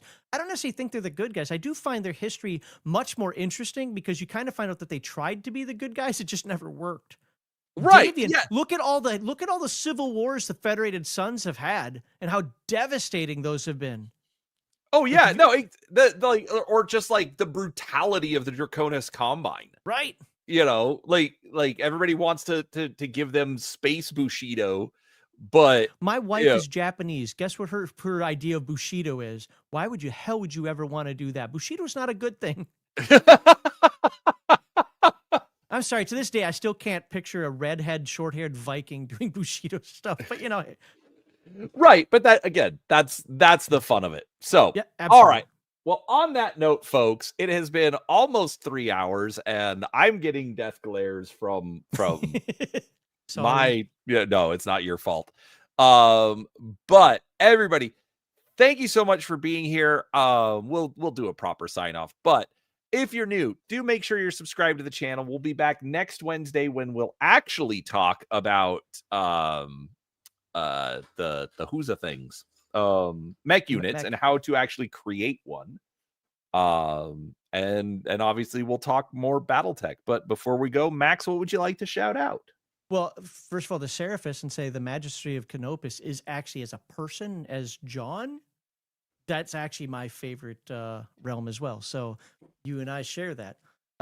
Now, with that said, yes, come check out Legion of Myth. By the way, Bruce, I don't know if you did it or not. I haven't been able to go back and check, but if you did sign up over there, just make sure you click that little yes icon underneath the rules. Otherwise, you're not going to have access to the entire Discord. Once you do that, it should automatically give you access. Should be good to go. This Sunday, Heathen Dog is going to continue talking about combat when it comes to AD&D 2nd Edition. I still haven't figured out what I was going to do yet because my 2 ideas have kind of fallen through. So I'll probably just cover another Rifter because I can be lazy like that. And we get through those things. There are a million of them. So, but that's my guess. But check us out at Legion of Myth. Awesome. Yes, everybody go check that out. If you are new here, also go check out the Legion of Myth Discord. I did share it in chat later. I'll try to remember to put it in the description if you're seeing this later. But otherwise, Max, thanks so much for hanging out with me. This has been an absolute blast. I will also say, yes, my second channel, it's going, check out at Reading Wikis here on YouTube, just kind of for your like little interesting fact of the day video. So anyways, with that said, we're out. Thanks everybody for watching, and we will talk to you next time.